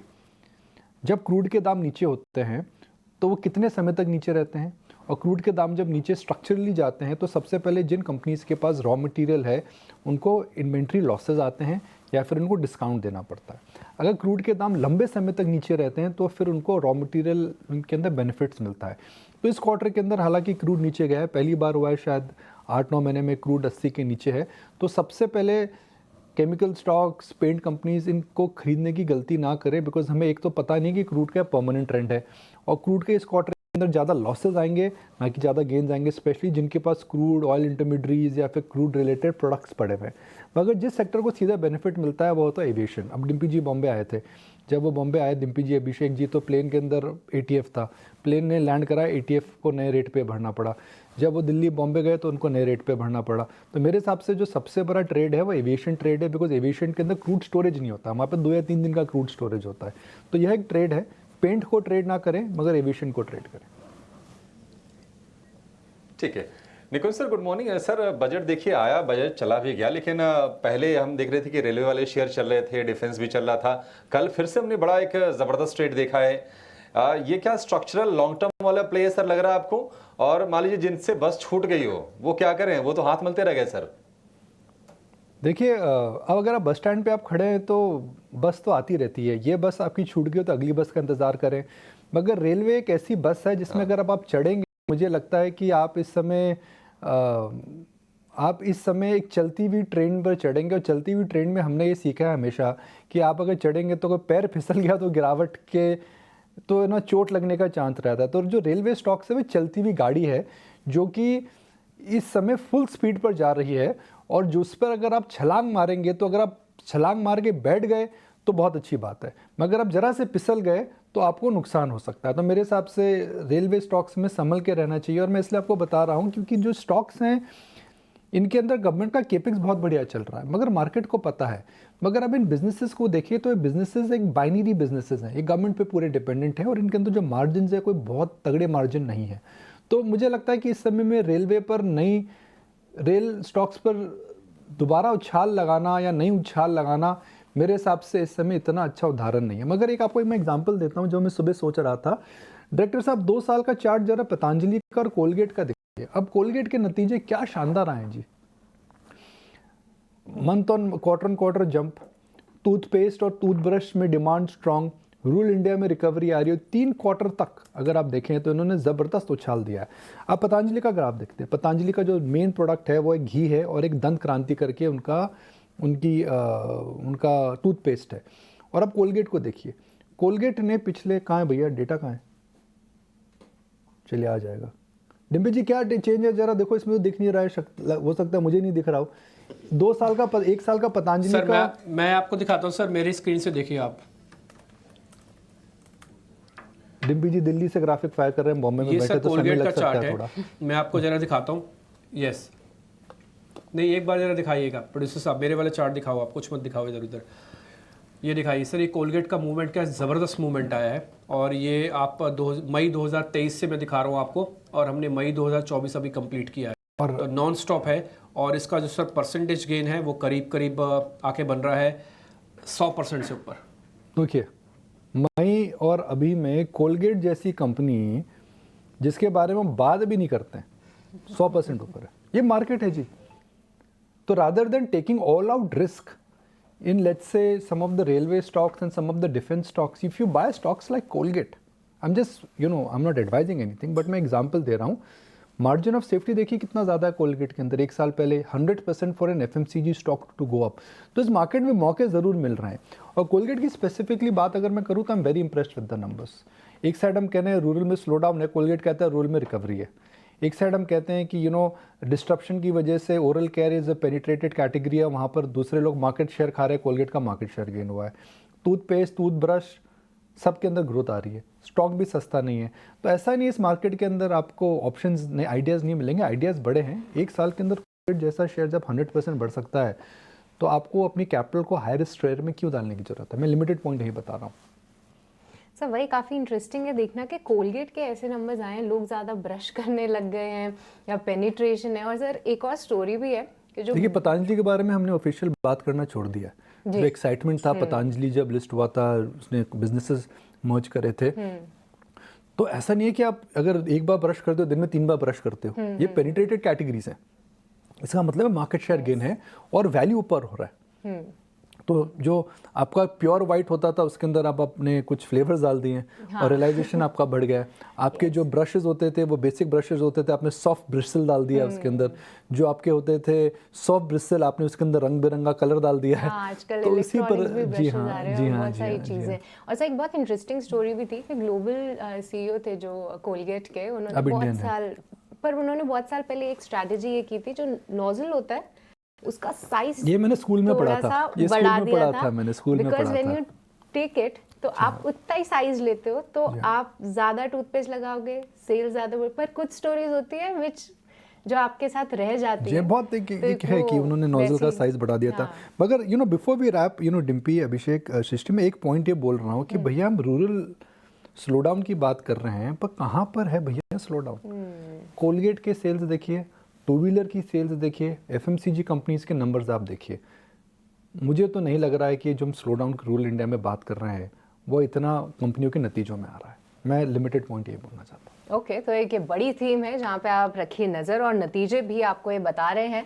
पर निकुंजा, इसी के साथ आपका बहुत बहुत शुक्रिया करना चाहेंगे। आज मार्केट पे फेड की कमेंट्री पे कैसे नज़र रखें, क्रूड और साथ ही नए मौके कहाँ पे तलाशें, ये सभी पे बताने, हमें गाइड करने के लिए आपका स्वागत है। जो खबरों वाले शेयर हैं, ब्रोकिंग हाउसेस की रिपोर्ट्स है या फिर जहां भी कोई न्यूज़ है अर्निंग के पॉइंट ऑफ व्यू से, दोनों मेरे सहयोगी पता कर ही रहे हैं। मैं आपके लिए एक नया सेगमेंट जो लेके आता हूं वही आपके सामने रख रहा हूं, यानी कि ब्रेकआउट वाले शेयर। ऐसे शेयर्स जो आज आप देखेंगे, हो सकता है आज ही आज में या तो कल परसों तक आपको फ्री कर देंगे। तो स्विंग ट्रेड का मज़ा भी इसी कार्यक्रम को आपको मिल जाएगा। ज़रूरी नहीं कि न्यूज़ और अर्निंग से ही आप उसके मोहताज हो जाएँ, आप उसके ऊपर डिपेंड हो जाएँ। तो हमने इससे पहले साई सांगवान किया वैशाली पारिक के साथ और उनसे हमने हिंदुस्तान जिंक के बारे में पता किया। साई सांगवान उन्होंने कहा बेहतर शेयर है, आगे चल सकता है। एक शेयर मेरी स्क्रीन से आपको मैं और दिखाता हूं, इसका नाम है सनसेरा इंजीनियरिंग के नाम से। आयुष मेहता हमारे साथ बने हुए हैं। आयुष भाई जरा ये शेयर आप चेक कीजिएगा, सनसेरा इंजीनियरिंग। ये एक बढ़िया कंसोलिडेशन हो चुका है और कंसोलिडेशन का टिपिकली ब्रेकआउट अवेटेड है। मैं मार्क कर देता हूँ, आप भी, आपके पास तो खैर होगा ही, लेकिन मैं थोड़ा प्रूवन के लिए कि अब सब कुछ क्या हो रहा है ये दिखाने के लिए। सर जरा देख के बताइए। सनसेरा की बात करें तो बहुत अच्छे से आपने राइटली इसको स्पॉट किया। डेली चार्ट में कंसोलिडेशन का ब्रेकआउट है। ये 1430 का कल के सेशन में भी रेजिस्टेंस लिया है इसने और 8 तारीख को भी रेजिस्टेंस लिया है और 1420 के आसपास की क्लोजिंग दी है। तो जैसे ये स्टॉक आज 1430 के ऊपर निकल के ट्रेड करना शुरू करा तो डेफिनेटली इसमें बाय करना चाहिए। इसके मंथली चार्ट पे हायर टॉप हायर बॉटम है, एक फ्लैट का ब्रेकआउट है और कल के सेशन में ही हमने एक पॉजिटिव आरएसआई का क्रॉसओवर भी देखा है। तो जैसे ये स्टॉक 1430 के ऊपर निकलेगा आप डेफिनेटली इसको बाय कीजिए। इसमें जो फर्स्ट टारगेट मैं देख रहा हूँ 1474 रुपीज का रहेगा और जब 1430 के ऊपर आप इसको बाय करेंगे तो आपका जो स्टॉप लॉस बनेगा 100 रुपीज का रहेगा। ठीक है, डन। तो आपकी तरफ से पास हो गया है शेयर। सनसेरा इंजीनियरिंग पास हुआ है, असाही सांगवान पास हुआ है, हिंदुस्तान जिंक को वैशाली पारिक ने कहा है 1 मिनट के लिए होल्ड कर दो, थोड़ा और चल जाए उसके बाद इसके अंदर उतरेंगे। इसी कैटेगरी में एक और शेयर भी निकाला है, हाल की ही लिस्टिंग है। चार्ट्स बहुत ज़्यादा नहीं होंगे बट डेली पे इतना मिल गया मसाला कि उसमें 50 और 200 दिनों की एवरेज ड्रॉ हो सकती है। और उस शेयर का नाम है आइकिया लाइटिंग, IKIO। अगर आप प्रोड्यूसर साहब आपके पास होगा तो ठीक है, नहीं तो मेरी स्क्रीन से दिखाइएगा। उसके अंदर कल 200 दिनों की एवरेज कई बार मल्टीपल हिट करने के बाद टूटी है। वैशाली एक बार आप इसको चेक करेंगे, IKIO लाइटिंग को IKIO के नाम से आपको मिलेगा। मैं अपनी स्क्रीन पे दिखा रहा हूँ। ये 2 बार हिट कर चुका था 200 दिनों के एवरेज को, बट थर्ड टाइम कल वॉल्यूम के साथ इसने पार किया है। स्ट्रॉन्ग बेस है, बढ़िया चार्ट है, नीट एंड क्लीन है। जरूर दिया है बट फॉलो अप बाइंग आवश्यक है। 324 का जो रेजिस्टेंस था उसके ऊपर हम क्लोजिंग देख रहे हैं। So if it sustains then I think ये स्टॉक फर्दर अपसाइड जा सकता है टुवर्ड्स 345 350। ठीक है, तो ये एक और शेयर हो गया आपकी लिस्ट में। वैसे तो मेरे पास 1-2 शेयर और भी है, लेकिन मैं एक काम करता हूँ, एक फंडामेंटल कॉल हमारे जो फंडा एनालिस्ट हैं विनीत जी बैठे हैं, उनसे एक बार ज़रा पता कर लेता हूँ। विनीत सर, ये मॉनसून से जुड़ी हुई कंपनी जैसे फर्टिलाइज़र वगैरह वाला सेगमेंट था, ये कंप्लीट हो गई सर? इसकी तेज़ी मंदी, बजट ओरिएंटेड, अब एक बार फ्री होके बैठ जाए। देखिए इसमें ना ये टिपिकली मार्केट के साथ चलते हैं, जैसे सेंटिमेंट था, तो इस बार हमारे पास बजट का सत्र था, तो उसमें ये सारे शेयर चल गए। अभी पॉज ले रहे हैं, पर मुझे लगता है कि सेकेंड क्वार्टर काफी बेहतरीन होने वाला है और हमें इसमें जीएसएफसी पे ज्यादा करके खासकर ध्यान है, क्योंकि जीएसएफसी लास्ट क्वार्टर टूटा था और उन्होंने गाइड के 20% ग्रोथ करना कोई बड़ी बात नहीं है उनके लिए। तो हमें लगता है ये सबसे सस्ता शेयर है और ये आगे जाके उसकी जो लास्ट क्वार्टर में फॉल हुई थी, वो काफी अच्छी तरह से रीगेन कर लेगा। आप अगर दूसरी चीज देखोगे कि फंडामेंटली रेनफॉल काफी अच्छा है, क्रॉप भी बेहतरीन आने वाली है, एमएसपीज भी काफी अग्रेसिव है, तो हमें लगता है कि ये ओवरऑल फर्टिलाइजर सेक्टर के लिए एक अच्छा माहौल होने वाला है और गैस प्राइसेस भी काफी वॉलेटिलिटी कम हो चुकी है। तो हमें लगता है कि ये सारी चीजें पे अगर आप ध्यान दोगे तो आपको नजर आएगा कि ये कॉन्ड्यूसिव एनवायरनमेंट है फॉर हाई ग्रोथ। तो हम एक्सपेक्ट कर रहे हैं कि फर्टिलाइजर स्टॉक्स में तेजी का रिवाइवल सेकेंड क्वार्टर से चालू होना चाहिए एंड इसमें हमारा गुजरात स्टेट फर्टिलाइजर एक low risk high growth story बनता है। ठीक है सर, डन। आपका स्टेट भी हमको नोटिस होगा, राय भी नोटिस हो गया। 4 मिनट बाद इंडिकेटिव टिक्स आना शुरू हो जाएंगे, फिर हम आपको नवरत्न शेयर में बताएंगे। इस बीच 2-4 शेयर मेरे पास और भी हैं, फटाफट से दिखाइएगा चेक करके उसको। अतुल लिमिटेड नाम की कंपनी है, ब्रेकआउट कैटेगरी वाला शेयर है ये भी। एक बार किरण सर आप इसको चेक कीजिएगा। अतुल लिमिटेड, कई बार इसके बारे में जिक्र कर चुके हैं और कल भी ये बढ़िया चला, बढ़िया मूव आया। 1 मिनट के लिए जिनके पास भी प्रॉफिट्स आए हुए हैं, क्या बुक करके बाहर निकले या फिर अभी थोड़ा रुके इसके अंदर? सो अतुल लिमिटेड की अगर हम बात करें तो ओवरऑल चार्ट पैटर्न आप देखोगे तो काफी अच्छा एक राउंडिंग बॉटम पैटर्न ब्रेकआउट हमें देखने को मिल रहा है, विद वॉल्यूम पैटर्न ब्रेकआउट है। साथ ही साथ अगर आप डेरिवेटिव्स डेटा देखोगे तो वहां पे भी अच्छा खासा एक लॉन्ग बिल्डअप हुआ है, तो मेरे हिसाब से होल्ड रखना चाहिए जिनके पास भी है उनको। एक बड़ा सा गैप अप हुआ था जिसकी वजह से जो स्टॉप लॉस है वो थोड़ा नीचे बन रहा है 7600 का, लेकिन मेरे हिसाब से 7600 के स्टॉप लॉस के साथ होल्ड रखिए। ऊपर में 83-8400 तक जाने की गुंजाइश रखता है, तो मेरे हिसाब से लॉन्ग करके जाना चाहिए अगर फ्रेश लॉन्ग भी करना है, और जिनके पास है उनको भी होल्ड रखना चाहिए। पे कह के 7600 का एक स्टॉप लॉस लगा के लॉन्ग साइड पे इस पे जा सकते हो और आप इसका टारगेट करीब 8400 तक का दे रहे हो। अभी 7800 के आसपास से शेयर ट्रेड कर रहा है। ये वो ब्रेकआउट है जो मैंने आपके लिए नोटिस करा है, एवरेजेस का भी है और डाउनफॉल चैनल का भी है और ये यू शेप का है और ये बड़ा मूव दे सकता है आपको। हाँ, तो इसके अगर आपके पास है तो होल्ड करके रखो, नहीं है तो ले भी सकते हो, लेकिन स्टॉप लॉस 7600 का और 8400 तक का टारगेट है। एक शेयर मेरे को और पता करना है, एक्चुअली मेरे को उसके लिए जाना पड़ेगा वापस से विनीत सर के पास ही। विनीत सर, कल बंधन बैंक के आपने नंबर्स देखे हैं? ये शेयर गिरता हुआ था, कमज़ोर था, मैनेजमेंट चेंज था, अलग अलग तरह की सुगबुगाहट मार्केट के अंदर थी, कुछ ना कुछ हो जाएगा। लेकिन कल बंधन बैंक ने नंबर्स दिखा के सारी चीज़ों का पूर्ण विराम यानी कि फुल स्टॉप लगा दिया कि आप जो सोच रहे हो ना गलत सोच रहे हो, हम और नीचे नहीं जाने वाले।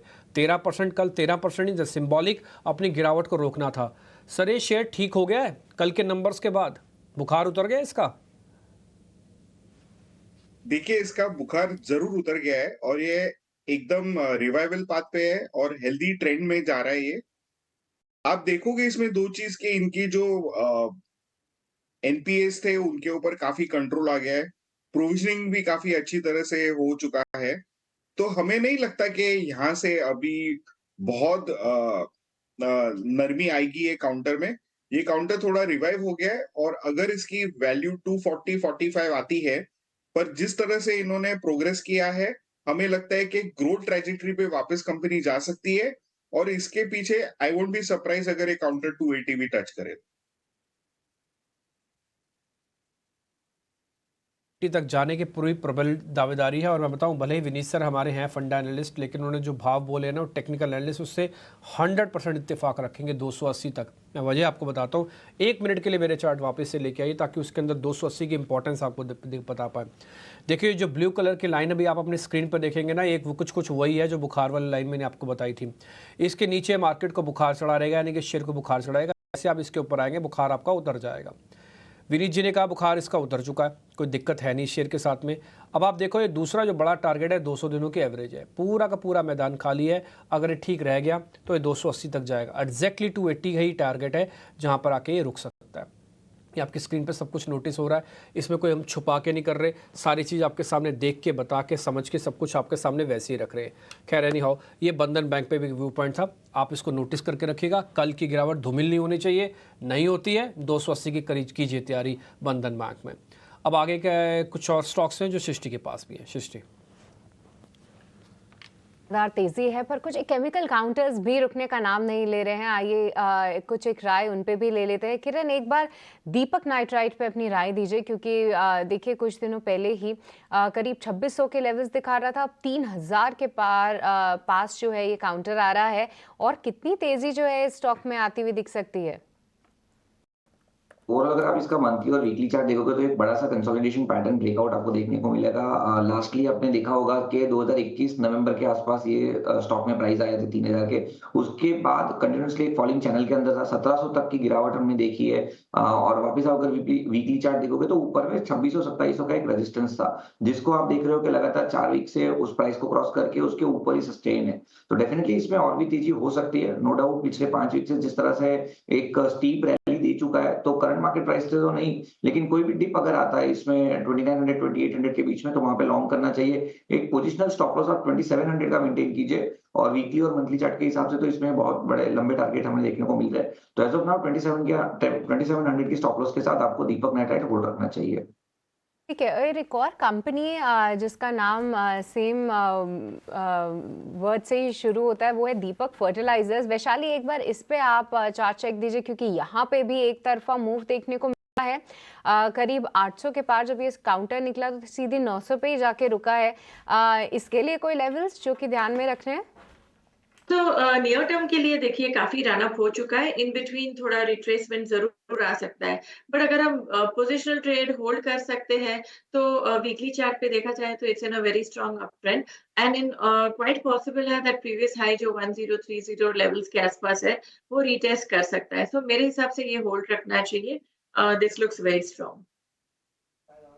ठीक है, तो दोनों ही काउंटर्स पे फिलहाल होल्ड है। दीपक फर्टिलाइजर्स या फिर दीपक नाइट्राइट की बात करें, निचले स्तरों पे ऐड करने की आप रणनीति बना सकते हैं, पर फिलहाल जो है होल्ड करके चले। इस बीच एक और स्टॉक जो कि निफ्टी के टॉप गेनर में शामिल हो सकता है, अच्छी शुरुआत की तैयारी कर रहा है, वो है पावर ग्रिड। और आयुष, आपसे समझना चाहेंगे एक बार इस पे कि आज कौन से लेवल्स अहम रहेंगे, क्योंकि इसका प्रीवियस हाई करीब 350 के आसपास था और वहीं पे ये खुलने की तैयारी कर रहा है। क्या ब्रेकआउट लेवल के पास मिले तो एंट्री लेनी चाहिए, या फिर थोड़े टाइम बाद 350 के ऊपर निकलने के बाद एक फ्रेश पोजीशन ले? पावर ग्रिड की यहाँ पे बात करें तो डेफिनेटली 348 से 350 का एक रेजिस्टेंस जोन है, जो स्टॉक ने एक बार 3rd को टेस्ट किया था, 3 जून को, और एक अभी 10 जुलाई को टेस्ट किया है। उसके बाद इसी टाइम से काफी टाइम से स्टॉक कंसोलिडेशन में चल रहा है। तो एक इसमें प्रॉब्लम छोटी सी हो रही है कि आरएसआई एक नेगेटिव क्रॉसओवर देने की वर्ज पे है, लेकिन जैसे कि 350 के ऊपर क्रॉस करेगा तो ये डेटा भी पॉजिटिव हो जाएगा। तो मुझे लगता है इसमें एक 350 के ऊपर कंडीशनल बाय कॉल रखते हैं। 350 के ऊपर जैसे ही स्टॉक क्रॉस करता, थोड़ा सस्टेन करता, डेफिनेटली इसको यहाँ से बाय करना चाहिए फॉर टारगेट ऑफ 374। और जब आप 350 लेंगे तो इसमें जो फर्स्ट स्टॉप लॉस बन जाएगा आपको 339 रुपीस करेगा। ठीक है, तो स्टॉप लॉस थोड़ा बड़ा हो जाएगा, पर भरोसा तभी आएगा जब 350 के ऊपर ये निकले। तो आज इस काउंटर पे ज़रूर नजर रहेगी। पर इसी के साथ आयुष, आपका बहुत बहुत शुक्रिया करना चाहेंगे, आज सुबह आपने वक्त निकाला और हमारे साथ जुड़े, कई सारे काउंटर डिस्कस किया, बहुत बहुत शुक्रिया आपका। पर जाते जाते आयुष, कोई डिस्क्लोजर जो कि आपको देना है? जी, जो भी हमने स्टॉक्स यहाँ पे डिस्कस किया या मैंने रिकमेंड किए, हमने अपने क्लाइंट्स को रिकमेंड किए हो सकते हैं, लेकिन मेरे या मेरे फैमिली मेंबर्स के पोर्टफोलियो का पार्ट नहीं है। ओके, बहुत बहुत शुक्रिया आयुष ये डिस्क्लोजर के लिए भी और सुबह हमारे साथ जुड़ने के लिए। पर चलिए अब आगे बढ़ेंगे और 9 बज चुके हैं और वक्त है जानने का कि 9 बजे के नवरत्न शेयर्स कौन से हैं। रोज की तरह हमारे साथ शरद जुड़ चुके हैं। शरद, बताइए आज आपके 9 के नवरत्न लिस्ट में कौन से काउंटर्स हैं? जी बिल्कुल सृष्टि, सबसे पहले बात करूंगा कोलगेट का। नतीजे जो है पहले तिमाही के जो है बहुत स्ट्रांग आए हैं, और इंटरेस्टिंगली 2 अहम बात सामने आती है। सबसे पहला, जो रूरल रिकवरी है वहाँ पे स्ट्रेंथ आ गई है, और ये आउटपेस कर दिया है आपका, देखा जाए तो आपके शहर के जो ग्रोथ है, जो अर्बन ग्रोथ कहते हैं, उसको लेके टूथपेस्ट की सेगमेंट में डबल डिजिट ग्रोथ आई है। दूसरा स्टॉक रहेगा आइडिया फोर्ज। कमज़ोर नतीजे लगातार दूसरे क्वार्टर में जो है कंपनी ने पेश किया है। रेवेन्यू 11% गिरा ईयर ऑन ईयर बेसिस पे, और पैट में भी भारी गिरावट आई है। एचसीसी भी फोकस में रहेगा। यहाँ पे इंपॉर्टेंट बोर्ड मीटिंग है 5 अगस्त को, जहाँ पे बोर्ड कंसिडर करेगी फंड रेजिंग क्यूआईपी इशू के जरिए। वही हमारा चौथा स्टॉक आईटीडी सीमेंटेशन रहेगा, जहाँ पे इनको 1240 करोड़ का ऑर्डर आया है हिमाचल प्रदेश से। वालचंद नगर इंडस्ट्रीज भी फोकस में रहेगा और यहाँ पे खबर बड़ी आ रही है, प्रमोटर्स ने लगभग 1 करोड़ शेयर्स की जो शेयर प्लेज है उसको जो है कम्प्लीटली रिलीज़ कर दिया है। ये रफली 20% शेयर कैपिटल होता है, इसलिए ये इंपॉर्टेंट है। पिछले 1 महीने में स्टॉक में लगभग 80% का इजाफा भी हुआ है। भारत इलेक्ट्रॉनिक्स भी फोकस में रहेगा, जहाँ पे डिफेंस एक्विजिशन काउंसिल ने अप्रूवल दे दी है, जहाँ पे वो डिफेंस सीरीज मैप्स प्रोक्योर करेंगे इंडियन कोस्ट गार्ड और इंडियन नेवी के लिए। 7वां स्टॉक रहेगा अदानी एनर्जी।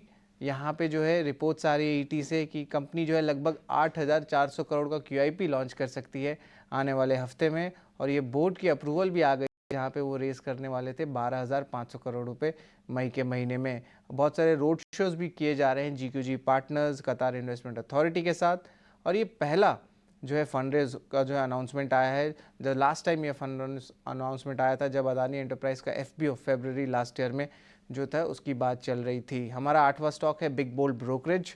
यूबीएस की रिपोर्ट आई है एमसीएक्स में, मेंटेन बाई रखा है, टारगेट प्राइस बढ़ा दिया है 4300 से बढ़ा के 5000 रुपीज़ पर शेयर कर दिया है, और वो एक्सपेक्ट करे कि Q2 भी स्ट्रॉन्ग रहेगा। ये तो मैंने 8 स्टॉक्स आपको बता दिए। हमारा जो आखिरी स्टॉक है हमारा खबर का स्टॉक है, इसमें फोकस में रहेगा डीएलएफ। अब डीएलएफ में खबर यह है कि वो गोवा के जो प्रोजेक्ट है वो लॉन्च जो है वो करने वाले हैं अगले महीने। अब इंटरेस्टिंगली ये पहली बार होगा जब डीएलएफ गोवा के मार्केट में गए हैं और यहाँ पे वो विलास की जो है बिकवाली करने वाले हैं, और चैनल चेक सजेस्ट करे कि इंक्वायरीज पिकअप हो गई है एचएनआई और एनआरआई सेगमेंट में, और इस प्रोजेक्ट का रेवेन्यू पोटेंशियल लगभग 2300 से लेकर 2500 करोड़ रुपए रहेगा। तो ये अहम 9 स्टॉक्स है जो आपके रडार में आज होने चाहिए। राइट, बहुत बहुत शुक्रिया शरद, ये पूरी लिस्ट सामने रखने के लिए। तो ये काउंटर्स हैं जहाँ पे खबरों के दम पे एक्शन दिखेगा, कई सारे नतीजे भी आए हैं, इनमें भी काफ़ी एक्शन रहेगा। पर इस बीच चलिए अब स्वागत करते हैं चंदन तापड़िया का, और सबसे पहले जानते हैं कि कौन से स्टॉक्स उनके रडार पे हैं। गुड मॉर्निंग चंदन, बहुत बहुत स्वागत है आपका। बताइए आज के लिए आपकी कॉल्स कहाँ पे हैं? गुड मॉर्निंग, बहुत बहुत धन्यवाद। तो कल बाजार ने 25,000 के एक नए कीर्तिमान स्तर को छूने का प्रयास किया, बट थोड़ी सी मुनाफा वसूली देखने को मिली, बट ओवरऑल ट्रेंड पॉजिटिव है। और मेरा मानना है कि बाय ऑन डिक्लाइन का स्ट्रेंथ कंटिन्यू रहेगा, क्योंकि एक तो वोलेटिलिटी लोअर लेवल्स पे है, पुट कॉल रेशियो अपने आप को होल्ड कर रहा है, मार्केट के बेस से ऊपर की तरफ शिफ्ट हो रहे हैं। तो 2 ट्रेडिंग आइडियाज की हम बात करें तो पहला ट्रेड रहेगा निफ्टी ऑटो पेक से एमएनएम। आप देखो कि निफ्टी ऑटो ने पिछले लगभग 7-8 वीक का कंसोलिडेशन ब्रेकआउट देखा है, और लगभग आप देखोगे इस स्तर पे 28 ट्रेडिंग सेशन के बाद आया है। तो कहीं ना कहीं कंसोलिडेशन ब्रेकआउट पूरे सेक्टर को एक बुलिश स्टेंस देगा, और महिंद्रा एंड महिंद्रा हमारा प्रेफर्ड पिक यहाँ पे रहेगा। इस स्टॉक में भी आप देखोगे तो पिछले 3 वीक से हल्के से हायर स्विंग्स बन रहे हैं, कंसोलिडेशन ब्रेकआउट हुआ है, खरीदारी की सलाह रखेंगे। 2875 का स्टॉप लॉस रहेगा, ऊपर में लगभग 3050 तक के टारगेट के लिए। तो पहला ट्रेड रहेगा महिंद्रा एंड महिंद्रा 3050 प्लस तक के टारगेट के लिए। दूसरा ट्रेड यहाँ रहेगा ABFRL, Aditya Birla fashion retail limited. यहाँ पे भी डेली और वीकली चार्ट में एक कंसोलिडेशन ब्रेकआउट हुआ है, मेजर ट्रेंड पॉजिटिव है। 4 दिन से यहाँ पे हाई राइज हाई लोज बन रहे हैं, रोल ओवर्स एक्टिविटीज भी यहाँ पे अच्छी हुई है, वो भी एक बुलिश स्टेंस को कंटिन्यूएशन देता हुआ नजर आ रहा है। सो 332 के सपोर्ट से एबीएफआरएल खरीदारी की सलाह रखेंगे, ऊपर में कहीं ना कहीं यहाँ पे 355 360 तक के टारगेट काउंटर को मिलने चाहिए।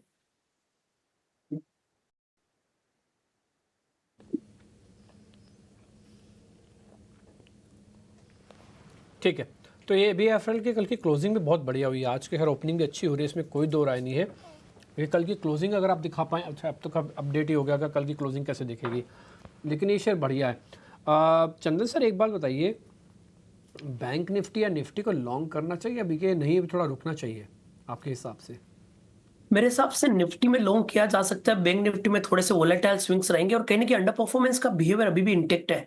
हालांकि पिछले 2 दिनों में बैंक निफ्टी ने 50-500 से लेके 52-350 तक का अटेम्प्ट किया, बट ऊपर के लेवल से फटाक से 1000 पॉइंट करेक्ट हो चुका है। तो bank Nifty continuously under perform कर रहा है, वीकली चार्ट में लोअर राइज बना रहा है, बट निफ्टी कंपैरेटिवली स्ट्रॉन्ग यहाँ पे खड़ा है। जरूर कल के दिन ऊपर के लेवल से मुनाफा वसूली हुई थी, बट ओवरऑल बायस है वो बुलिश रहेगा, और बाय ऑन डिक्लाइन के व्यू पे हम अडिक रहेंगे एज ऑफ नाउ। तो 24,600 के सपोर्ट से निफ्टी को खरीदारी की सलाह देना चाहेंगे, ऊपर में कहीं ना 25,250 तक के नए हाई के लक्ष्य साधे जा सकते हैं। दो केमिकल्स वाले शेयर मेरे को आपसे और पता करना है चंदन सर, जरा जिसमें ट्रेड हो फिर बता दीजिएगा, नहीं हो तो भले छोड़ भी देंगे। फर्स्ट है एसआरएफ का शेयर और दूसरा है टाटा केमिकल्स।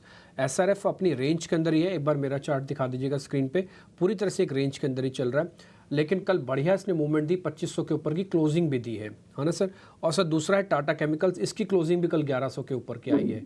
सर आपकी जरा रिकमेंडेशन इन दोनों शेयर्स पे, कौन सा ज़्यादा अच्छा है या दोनों खराब है? देखिए, केमिकल काउंटर्स की बात करें तो केमिकल काउंटर पिछले कुछ महीनों से, सप्ताह से रेंज बाउंड है और यहाँ पे फॉलो अप एक्शन नहीं था, बट अब ऐसा लग रहा है कि नीचे के लेवल से रिकवरी यहाँ पे बन रही है, तो दोनों स्टॉक्स में थोड़ी सी रिकवरी होगी। बट अगेन सलाह ये रहेगी कि पोजीशन साइजिंग उस हिसाब से रखें, क्योंकि यहाँ पे उतना स्ट्रेंथ नहीं है। तो एसआरएफ पे एज ऑफ नाउ तो ट्रेडिंग के लिए खरीदारी की सलाह इंटेक्ट रहेगी। हमारा मानना है 2440 के आसपास का सपोर्ट रहेगा, 2650 तक के टारगेट के लिए। और टाटा केमिकल देखें तो वो कंपैरेटिवली ज्यादा अच्छा लग रहा है, क्योंकि फॉलिंग स्लोप ट्रेंड लाइन है, फॉलिंग सप्लाई ट्रेंड लाइन, उसको सरपास किया है। 3 दिन पहले नैरो रेंज प्राइस बिहेवियर करके बॉटम हुआ है, मैकेनिकल इंडिकेटर में बुलिश डाइवर्जेंस मिल रहे हैं, तो इसलिए यहाँ पे थोड़े से पॉजिटिव तथ्य निकल के आएंगे। 1075 के सपोर्ट से कहने के 1140 तक के टारगेट यहाँ पे बनने चाहिए। एक दो शेयर में और स्पीड से ले लेता हूँ, फिर 4 मिनट बाद मार्केट खुल जाएगा। KNR कंस्ट्रक्शन एक बार जरा दिखाना क्या करना चाहिए। आयुष भाई एक बार जरा आप चेक कीजिए, KNR कंस्ट्रक्शंस, KNR 392 रुपये का है।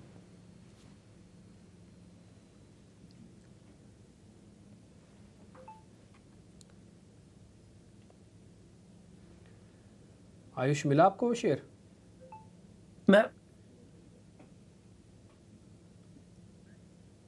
आयुष आपके पास है वो शेयर? नहीं है, ठीक है, कोई बात नहीं, नहीं मिल रहा, कोई बात नहीं, छोड़ दीजिए इसके एक बार। चंदन सर जल्दी से देख के बताओगे, फिर मार्केट की ओपनिंग करते हैं। बिल्कुल, केएनआर कंस्ट्रक्शन काफी अच्छा लग रहा है डिम्पी, और इस चार्ट को मैं काफी क्लोजली ट्रैक कर रहा हूँ और इनफैक्ट पूरे स्पेस में यहाँ पे बाइंग इंटरेस्ट है। सबसे पहले मैं आपको बताऊं, ईयरली चार्ट में नैरो रेंज का ब्रेकआउट है और वीकली चार्ट में यहाँ पे पोल एंड फ्लेक का ब्रेकआउट बन रहा है। हल्का सा फॉलोअप आपको देखने को मिला, तो 15 से 20% का रैली मिनिमम बनना चाहिए। अभी 4-5 दिन पहले जो डिक्लाइन आया था वो एक्जैक्टली 50 डेमा को टेस्ट करके आया, तो वो भी एक पॉजिटिव स्टेंस यहाँ पे है। स्टॉक को हल्का सा फॉलोअप चाहिए, पॉजिटिव सेटअप तो ऑलरेडी बना हुआ है वीकली चार्ट में, हल्का सा फॉलोअप हुआ तो 440 यानी मौजूदा लेवल से 10% के अपसाइड तक बनेंगे। तो खरीदारी की सलाह 370 के सपोर्ट से 440 प्लस तक के टारगेट आपको केएनआर कंस्ट्रक्शन में मिलने चाहिए। ठीक है सर, बहुत शुक्रिया, थैंक यू वेरी मच। इस बीच में आपको दिखा देता हूँ एक शेयर हमने आपको 3-4 दिन पहले बताया था। देखिए हम जो सारे शेयर्स हैं ना आपके सामने बार बार इसलिए भी रखते हैं ताकि आप नोटिस कर पाएँ। उस शेयर का नाम था इंडिया ग्लाइकोल्स। कल इसके नंबर आए, मैंने आपको 3 दिन पहले बताया था नंबर अच्छे आएंगे, ना केवल अच्छे आएंगे, हो सकता है फंड रेजिंग की भी खबर आए। फंड रेजिंग तो नहीं आई बट नंबर अच्छे आए, और आज ये शेयर गैप के साथ ओपन कर रहा है, करीब 2% गैप के साथ, 26 रुपये। और मेरे को अच्छे से याद है ये शेयर 1000 रुपये के आसपास का था जब मैंने आपके सामने बात रखी थी। अब तो खैर मैं चार्ट नहीं दिखा पाऊंगा, 2 मिनट रह गए, लेकिन आप देखिए उसके बाद से रुका नहीं शेयर, नॉन स्टॉप 200 रुपये बढ़ा, यानी कि नंबर आने से पहले ही ये करीब 20% बढ़ चुका है, और नंबर आने के बाद भी ये रुक नहीं रहा। ये मैंने आपको उस दिन भी नोटिस करवाया था, अगर आपको याद होगा तो, इंडिया ग्लाइकोल्स के बारे में, और उस दिन 8% 9% तो ये शेयर चला था। आज भी ऐसे शेयर ढूंढ के लाऊंगा मैं आपके लिए और आपके सामने रखूंगा। फिलहाल तो हम जरा मार्केट की ओपनिंग कर लेते हैं। बाजार के अंदर आज जो शेयर बढ़कर खुलने जा रहे हैं, पहले मैं वो आपको दिखा देता हूँ, उसके बाद फिर आप देखिएगा निफ्टी। मेरे को आज इंडाइसिस में कुछ ज़्यादा इंटरेस्ट ही नहीं है, आज वो रेंज के साथ करेंगे कामकाज। लेकिन जो बढ़ने वाले शेयर्स हैं उसमें आप देखेंगे NTPC, Power Grid, Asian paints, hero MotoCorp, ये 4 शेयर्स का एक बार ज़रा स्क्रीन पे दिखाना। NTPC, Power Grid, Asian Paint, Hero MotoCorp, सबके पास आधे % तक की बढ़त है, इससे ज़्यादा कोई खास बड़ा मूवमेंट है नहीं किसी में, सिर्फ एक NTPC को छोड़ दिया जाए तो फिलहाल मेरे लिए तीनों चारों शेयर्स में कुछ खास मूवमेंट भी नहीं है और मेरे को इसमें देखना भी नहीं है। अगर मैं थोड़ा बहुत देखूंगा भी तो एशियन पेंट ज़रूर चेक करूंगा, वो भी क्रूड के पॉइंट ऑफ व्यू से। आज जो शेयर कमज़ोर है उसमें एक्सिस बैंक है, सन फार्मा है, SBI लाइफ और जिंदल स्टील है। इन समय भी गिरावट कुछ नहीं है, आधे % की गिरावट भी नहीं है। तो मेरे लिए आज ओपनिंग के पहले 5 शेयर और लूज़र्स और 5 शेयर गेनर्स, उसमें कहीं कोई एक्साइटमेंट नहीं दिख रहा मेरे को। तो फिलहाल तो मैं अपने आप को आज पूरी तरह से शांति से बैठ के देखना चाहूँगा कि क्या होता है मार्केट के अंदर, थोड़ा डायरेक्शन मिले तभी हम ट्रेड करेंगे। मैं निफ्टी से हटकर अगर कुछ शेयर और चेक करता हूँ तो मैं वो भी आपको बता देता हूँ। जैसे जिंदल 100, ये 3% ऊपर, कोलपाल आज फिर से 2% ऊपर है, ऑलरेडी मैंने आपको दिखाया कि एक साल में 100% चला हुआ शेयर है ये। क्वेस्ट कॉर्प 3% ऊपर। तो मिड कैप कैटेगरी में इंटरेस्ट रहेगा, वहाँ पर आप देखिएगा आपको अच्छे अच्छे ट्रेड मिल जाएंगे, स्विंग भी मिलेगा। बड़े शेयरों में मेरे को थोड़ा रुकना होगा। इसके अलावा आप क्या मान्यवर के नाम से कंपनी है वो, और पीएनबी हाउसिंग करीब 1.5%, ये भी आज नीचे, इसमें एक ब्लॉक लगा हुआ है, आपको इसके बारे में भी पता है, हमने ऑलरेडी आपको बता दिया 6.5% इक्विटी का ब्लॉक लगा है। 30 सेकंड बाद मार्केट खुल जाएगा, देखते हैं बाजार के अंदर क्या होता है, उसके बाद फिर हम अलग अलग ट्रेड की तरफ आगे बढ़ जाएंगे। तो फिलहाल निफ्टी और बैंक निफ्टी के लेवल्स भी अगर आप चेक कर रहे हैं तो आप बैंक निफ्टी तो करीब 22 पॉइंट नीचे और निफ्टी करीब 3 पॉइंट ऊपर आपको आज खुलता हुआ दिख रहा है। तो कोई बहुत बड़ा एक्साइटमेंट नहीं है, देखते हैं क्या होता है। इंडाइसिस को छोड़ के स्टॉक स्पेसिफिक काम करेंगे तो ज़्यादा बेहतर रहेगा, वो ज़्यादा ठीक रहेगा। खैर, ओपनिंग की स्क्रीन आपकी स्क्रीन पर आ रही है, आप उसको नोटिस कीजिएगा। एडवांस डिक्लाइन के साथ हम शुरुआत करेंगे मार्केट की, वो कैसे हमको दिखती है। मेरे हिसाब से कोई बहुत बड़ा मेजर गैप नहीं आएगा, 1200 वर्सेस 400 का गैप है, देखते हैं अभी क्या होता है। और कुल मिला के सारी बात यही है कि बाज़ार पूरी तरह से अभी एक रेंज में रह गया। जैसे कल भी उसने रेंज ही कर दी थी, 9 से 10 पॉइंट है, अभी 23 पॉइंट नीचे आ चुका है। बैंक निफ्टी करीब 100 पॉइंट झटका खा चुका है, 32 पॉइंट नीचे निफ्टी।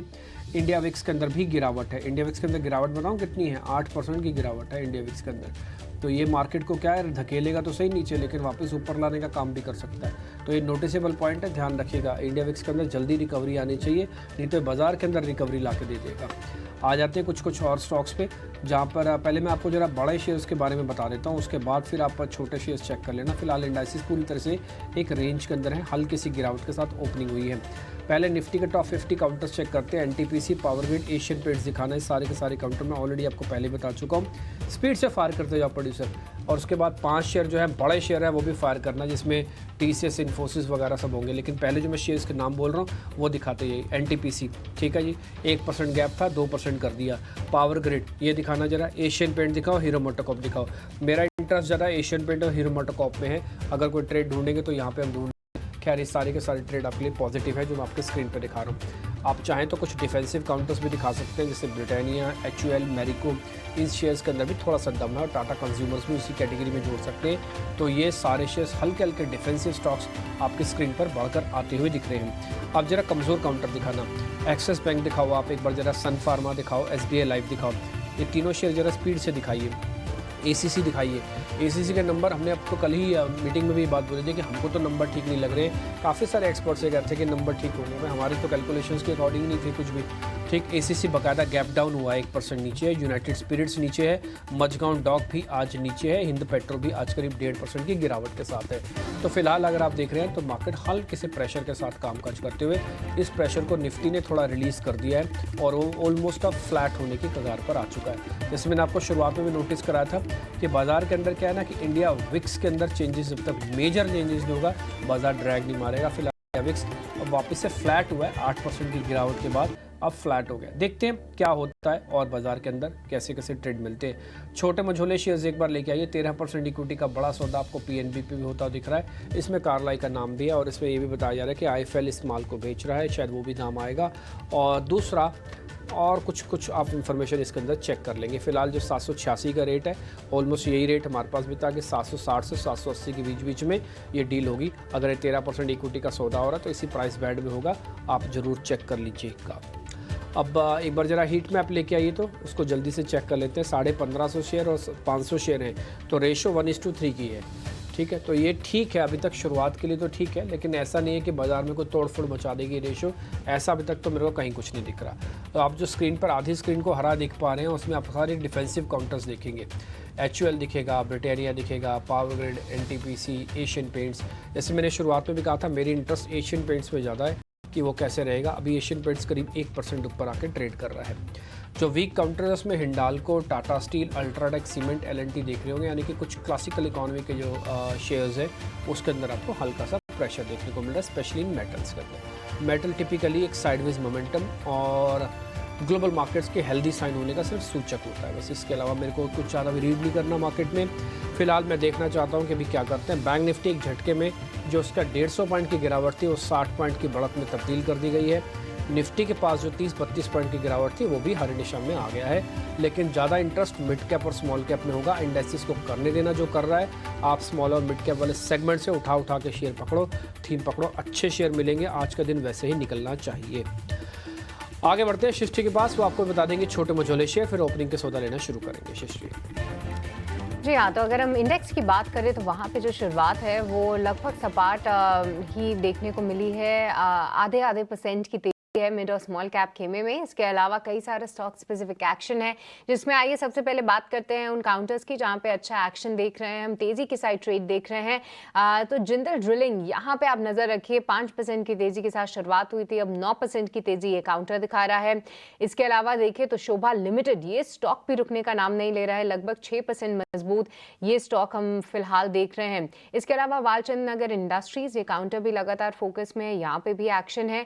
और एक ब्लैक बॉक्स करके कंपनी है, पूरी एआई से रिलेटेड जो थीम है यहाँ पे प्ले करती है। आज 5% का अपर सर्किट एक बार इस पे फिर लगा है। कुछ एक काउंटर्स की बात करें जहाँ पे हम गिरावट हावी होती हुई देख रहे हैं, तो जी हाँ, आइडिया फोर्ज यहाँ पे 8% का कट है। नतीजे जो हैं वो अच्छे नहीं आए थे, उसका पूरा एक्शन देख रहे हैं हम। साथ ही साथ अगर MTNL जैसे काउंटर्स देखें तो वहाँ पे भी गिरावट हावी हो रही है। तो वो जो जितने समय से हम वो देख रहे थे कि ये कुछ काउंटर्स एक एक करके MMTC MTNL जैसे शेयर्स जो है वो 5% के अपर सर्किट लगा रहे थे, अब वो यू टर्न मारते हुए 5% के लोअर सर्किट पे आज फिलहाल दिख रहे हैं। तो आप इससे माहौल समझ ही गए होंगे कि किस तरीके से फिलहाल ब्रॉडर मार्केट में एक्शन हो रहा है। पर कुछ काउंटर्स में जरूर एक्शन है, जैसे कि क्रॉम्पटन ग्रीव्स कंज्यूमर्स 3% की तेजी के साथ शुरुआत हुई थी, यहाँ पे 6% का उछाल हम देख रहे हैं। कोलगेट की सुबह हमने चर्चा की थी कि क्या दमदार नतीजे आए हैं, रूरल रिलेटेड प्लेस पे आप नजर रखिए, यहाँ पे अब 5% की मजबूती आते हुए दिख रही है।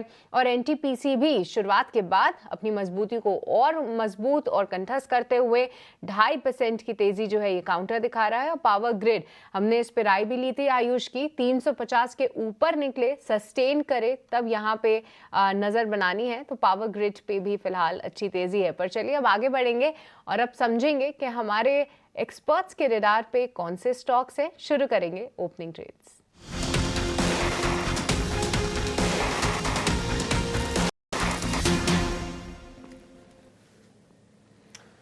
तो इंडेक्स लेवल पर आपको सुस्त कारोबार दिखेगा, स्टॉक्स में चर्निंग जरूर हो रही है, कुछ पावर कुछ कंजम्पशन, यहाँ पर आज थोड़ी थोड़ी रौनक है, लेकिन बड़े मूव्स का अभाव है बाजार में, आज दिशा की तलाश करता हुआ दिखेगा। लेकिन हमारे एक्सपर्ट्स तैयार हैं आपको ओपनिंग के सौदे बताने के लिए, और शुरुआत करेंगे चंदन जी आपसे। बताइए क्या स्पॉट किया है बाजार में आपने? बिल्कुल आपने सही कहा कि बाजार में थोड़ा स्लो मोमेंटम रहेगा और इतना अच्छा रैली के बाद बिल्कुल थोड़ा बहुत कंसोलिडेटिव तो बनता है। बट ये अगेन स्टॉक स्पेसिफिक शानदार बाजार में बनेगा। एक नहीं, 2 काउंटर रडार पे मेरा। एक तो रहेगा IEX, इंडियन एनर्जी एक्सचेंज। यहाँ पे कंसोलिडेशन ब्रेकआउट हुआ है, काफी महीनों की अंडर परफॉर्मेंस के बाद यहाँ पे सस्टेन बाइंग और स्ट्रेंथ देखने को मिली है। तो IEX पे खरीदारी की सलाह रखेंगे। सपोर्ट रहेगा 184 का, ऊपर में लगभग 205 तक के टारगेट। ओके, उसके अलावा जो ABFRL हमने ट्रेड दिया था यहाँ पे, उस पे खरीदारी की सलाह करा रहेंगे। ABFRL आदित्य बिरला फैशन खरीदे, कंसोलिडेशन ब्रेकआउट हुआ है, 332 के सपोर्ट से खरीदारी की सलाह दी थी, उसी सपोर्ट को कायम रखें, ऊपर में 355 360 तक के टारगेट के लिए। तो पावर एनर्जी एक्सचेंज, IEX और ABFRL, ये 2 प्रेफर्ड पिक यहाँ पे निकलते हुए नजर आएंगे। और तीसरा पिक भी यदि चाहोगे तो मैं पावर ग्रिड पे फोकस करूंगा। पावर ग्रिड खरीदे, 343 का सपोर्ट, 365 की टारगेट। तो कहीं ना कहीं पूरा पावर पे 3 स्टॉक पे फोकस करें। ये 3 शेयर और जो फ्लेवर है उसी के साथ चंदन जी जा रहे हैं। IEX आपको खरीदने की सलाह है 205 के टारगेट के लिए, 184 का स्टॉप लॉस। ABFRL 332 का स्टॉप लॉस, 355 360 के टारगेट, और पावर ग्रिड 343 का स्टॉप लॉस, 365 के टारगेट। ये 3 शेयर आपको ओपनिंग के सौदे के तौर पर मिल गए हैं। रुचित, बहुत शुक्रिया आपका समय देने के लिए। बताइए आपके स्टॉक्स कौन से हैं ओपनिंग ट्रेड के लिए? जी very good morning Abhishek ji. Abhishek ji, एक दो FMCG हमें लग रहा है कि यहाँ से जो अप ट्रेंड हमने पिछले 1 महीने में देखा है वो और आगे कंटिन्यू होता हुआ दिखेगा, और relative out performance in case index consolidate करता है तो FMCG स्टॉक से रह सकता है। HUL with in the FMCG stocks मेरी यहाँ पे पिक रहेगी कि जहाँ पे हायर टॉप हायर बॉटम का स्ट्रक्चर रिसेंटली बना है और वो ट्रेंड कंटिन्यू होता हुआ नजर आ रहा है। 2690 के स्टॉप लॉस से HUL में खरीदारी करने की सलाह है, 2840 के अराउंड के टारगेट्स के लिए। और OMCs में से IOC एक ब्रेकआउट पॉइंट पर है कि जहां पे मेरी दूसरे पिक रहेगी यहाँ पे खरीदारी करने के लिए। अभी 180 के आसपास चल रहा है, अगर आप पिछले कुछ समय में देखेंगे तो एक अच्छा टाइम वाइज करेक्टिव फेज ये स्टॉक में रहा है, और जब भी ये स्टॉक 178 179 के आसपास आ रहा था तो वहां से बार बार स्टॉक में सेलिंग प्रेशर आता है। अब कल के ट्रेडिंग सेशन में वो स्टॉक ने वो रेजिस्टेंस को क्रॉस किया है, वॉल्यूम्स भी स्लो एंड ग्रेजुअल इंप्रूवमेंट है। सो मेरे ख्याल से आईओसी यहाँ पे रिस्क रिवॉर्ड रेशियो फेवरेबल है कि इनकेस ये ब्रेकआउट आता है और स्टॉक में एक पॉजिटिव मोमेंटम बनता है तो प्रीवियस हाइज जो 190 के आसपास थे वहां तक ये स्टॉक जा सकता है। तो 174 के स्टॉप लॉस से आईओसी में खरीदारी करें यहाँ पे 190 192 के रेंज के टारगेट के लिए। ठीक है, 190 192 आईओसी के लिए ये टारगेट होगा। आईओसी के लिए क्रूड का भी एक ट्रिगर बन सकता है। क्रूड में जिस तरह से नरमी आई है, $80 के नीचे के भाव हैं।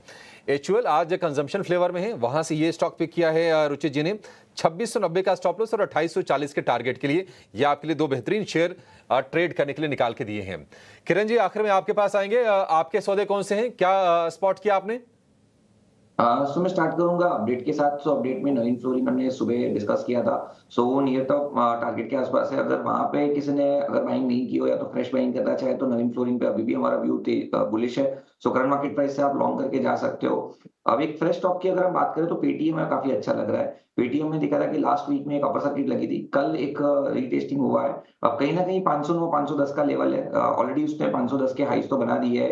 अगर 510 के ऊपर पेटीएम टिक जाता है तो there are very good chances कि इंट्राडे में हम 525 530 तक का एक देख सकते हैं। So as of now conditional buy रहेगा, 510 के ऊपर आप बाय कीजिए।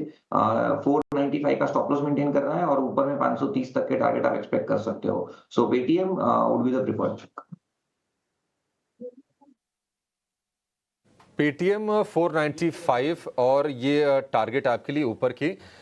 एग्रीगेटर लाइसेंस को लेकर भी खबरें आई थी और पेटीएम को भी उसका फायदा मिल रहा है। 525 530 के टारगेट, 495 रुपए के स्टॉप लॉस के साथ आपको ये बाइंग करनी है।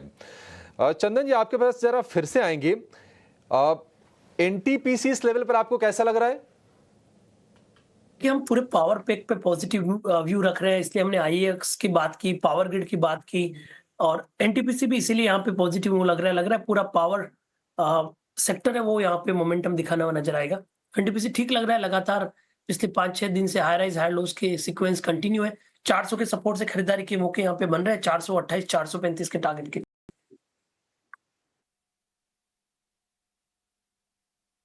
एक शेयर मैं आज ढूंढ रहा था, ढूंढते ढूंढते ना केवल एक शेयर पे आके रुक गया, बल्कि कोइंसिडेंटली ऐसे है कि ना कि शेयर उस शेयर पे मेरे को रुकना पड़ा, बल्कि वो शेयर अपने आप में बहुत स्ट्रॉन्ग मूवमेंट दिखा सकता है और उसके ऊपर रिपोर्ट छापी है।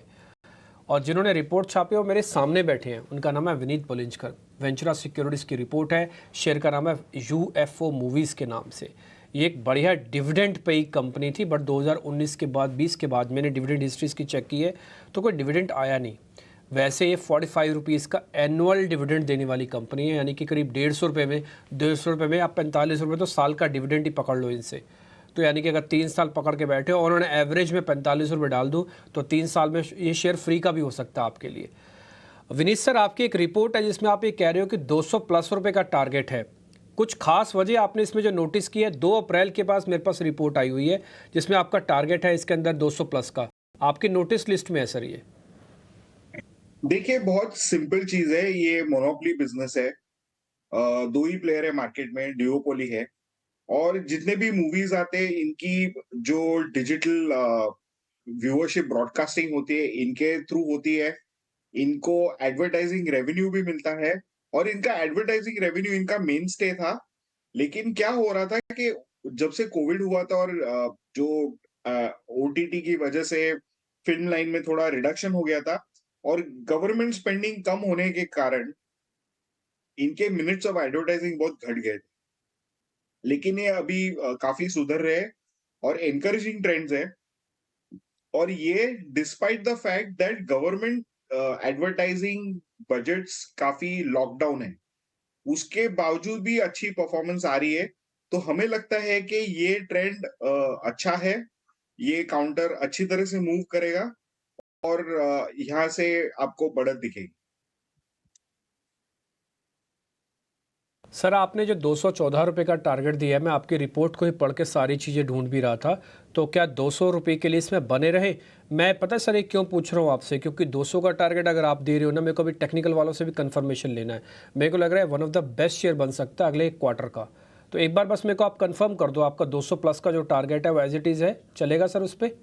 नहीं नहीं, एज इट इज ही रहता है, क्योंकि देखिए हम जो रिपोर्ट निकालते हैं ना, हम 2 से 3 साल के व्यू से निकालते हैं।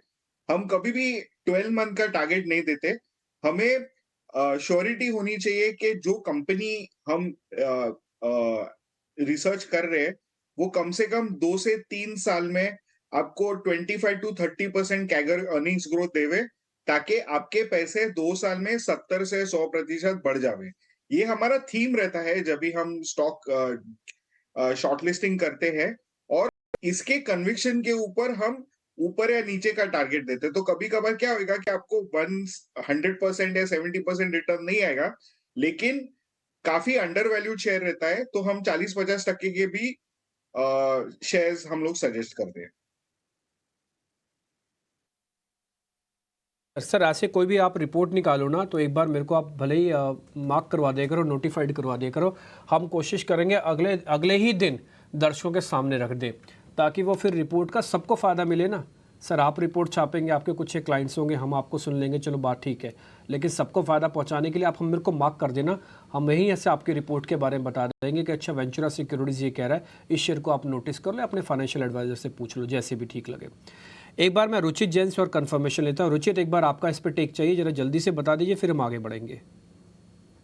स्टॉक में पिछले 2-3 दिनों से मोमेंटम तो है और वॉल्यूम्स भी अच्छे हैं, सो पॉसिबल है कि एटलीस्ट शॉर्ट टर्म में आप 170 तक के अपमूव स्टॉक में पॉसिबल है कि जहां पे प्रीवियस रेजिस्टेंस है। सो फिलहाल तो 170-165 के रेंज तक ये मूव एक्सटेंड होता हुआ नजर आ रहा है।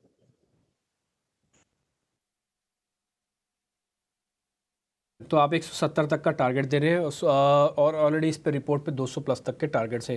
खैर हम यूएफओ से 1 मिनट के लिए बाहर आ जाते हैं, आप इसको ज़रूर नोटिस करते रहिएगा। आपकी लिस्ट में मैंने शेयर नोटिस भी करवा दिया। अब जरा मैं आगे बढ़ता हूँ। मेरे पास जो आज तेज़ी वाले सौदे बन रहे हैं उसमें एक MGL का शेयर भी है। किरण सर, एक बार ज़रा MGL चेक करोगे आप? MGL 2% ऊपर है, अच्छा मूवमेंट चला बजट से पहले भी, बजट के बाद भी। ज़रा देख के बताइए और कितना आ सकता है ऊपर। तो ओवरऑल अगर गैस डिस्ट्रीब्यूशन कंपनी के बारे में हम बात करेंगे तो वहाँ पे पिछले 1 महीने से काफी अच्छे रिटर्न्स हम देख रहे हैं। स्टॉक्स जो है वो height of higher bottom pattern के अंदर ट्रेड भी कर रहे हैं। आप MGL देखिए, IGL देखिए, तो वहाँ पे काफी अच्छी पैटर्न ब्रेकआउट देखने को मिल रहा है। पर्टिकुलरली MGL की बात करूँ तो कंटिन्यूस राउंडिंग बॉटम पैटर्न हमें डेली चार्ट के ऊपर ब्रेकआउट देखने को मिला है। 1780-1790 का एक क्लस्टर था, उसको काफी अच्छे वॉल्यूम्स के साथ ब्रेकआउट किया है। कल अपने ब्रेकआउट का रिटेस्टिंग करके फॉलोअप बाइंग आज हमें देखने को मिल रही है, तो डेफिनेटली जिनके पास पोजीशन है उनको होल्ड रखना चाहिए। अगर कोई फ्रेश बाइंग भी कर रहा है तो मेरे हिसाब से उनको लेना चाहिए, और 1830 1840 का एक स्ट्रिक्ट स्टॉप लॉस मेंटेन कीजिए। जिस तरह के ओवरऑल चार्ट पैटर्न है, आप ऊपर में 2000 तक के टारगेट एक्सपेक्ट कर सकते हो। मेरे हिसाब से जिनके पास है उनको बने रहना चाहिए MGL के अंदर। चैनल के अंदर आप बने रहे। एक शेयर मेरे को डेरिवेटिव्स का और पता करना, उसके बाद फिर मैं बाहर निकलूँगा अपनी क्वेश्चनिंग से। मेरे पास जो शॉर्ट की लिस्ट है उसमें जो मेरे को आज शॉर्टिंग दिख रही है एग्रेसिवली, वो थोड़ा एक्साइड के अंदर दिख रही है और एक बाटा के अंदर दिख रही है। बाटा छोड़ दो, बाटा तो रेंज का ही है। एक्साइड एक बार ज़रा देख के बताना। एक्साइड एक बार देखेंगे आप? रुचित, एक बार आप देखेंगे एक्साइड? जी, आई थिंक यहाँ पे थोड़े कंसोलिडेशन के साइंस है, और स्टॉक में 523 524 काफी इंपॉर्टेंट सपोर्ट है शॉर्ट टर्म के लिए। जब तक वो इंटैक्ट है तब तक ऐसा ज्यादा कुछ प्राइस वाइज नेगेटिविटी नहीं लग रही है, बट शायद टाइम वाइज करेक्शन स्टॉक में रहेगा, जहाँ पे 520 से लेके 560 ये 40 रुपए की रेंज से पिछले ऑलमोस्ट एक हफ्ते से भी उसी रेंज में है। तो ये रेंज में कुछ कंसोलिडेशन और कुछ समय के लिए कंटिन्यू रह सकता है। ठीक है, एक्साइड को लेकर ये व्यू।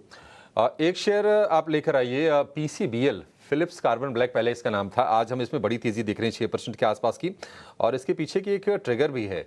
इस पर चंदन जी आपसे व्यू जानना चाहेंगे। RP संजीव ग्रुप की कंपनी है और उनका कहना है कि अगले 5 साल में इसका प्रॉफिट बढ़ा के वो 5 गुना कर देंगे। मतलब 5 गुना तो काफी ज्यादा हो गया। ये तो फंडामेंटल बात हो गई। हालांकि वैसे भी शेयर चल रहा है, अगर पिछले महीने भर से देखेंगे तो अच्छे मोमेंटम में है। कहां तक जाएगा सर ये? अच्छा खासा मोमेंटम देखने को मिल रहा है। हाई टॉप हाई बॉटम का सीक्वेंस है, तो पॉजिटिव मूव बरकरार रहना चाहिए। 308 के आसपास के इमीडिएट सपोर्ट है। 340 तक के मेरे हिसाब से टारगेट यहाँ पे बन सकते हैं। ठीक है, 340 तक के टारगेट हो गए PCBL में। एस्टर इंडस्ट्रीज लेकर आइए।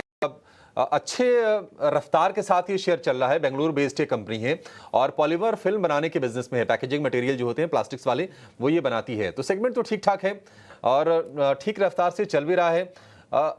विनीत सर, आप बताइए, एस्टर इंडस्ट्रीज हालांकि मार्केट कैप देखिए 1000 करोड़ रुपए से ऊपर का है, ठीक ठाक है, मतलब बहुत छोटी नहीं है।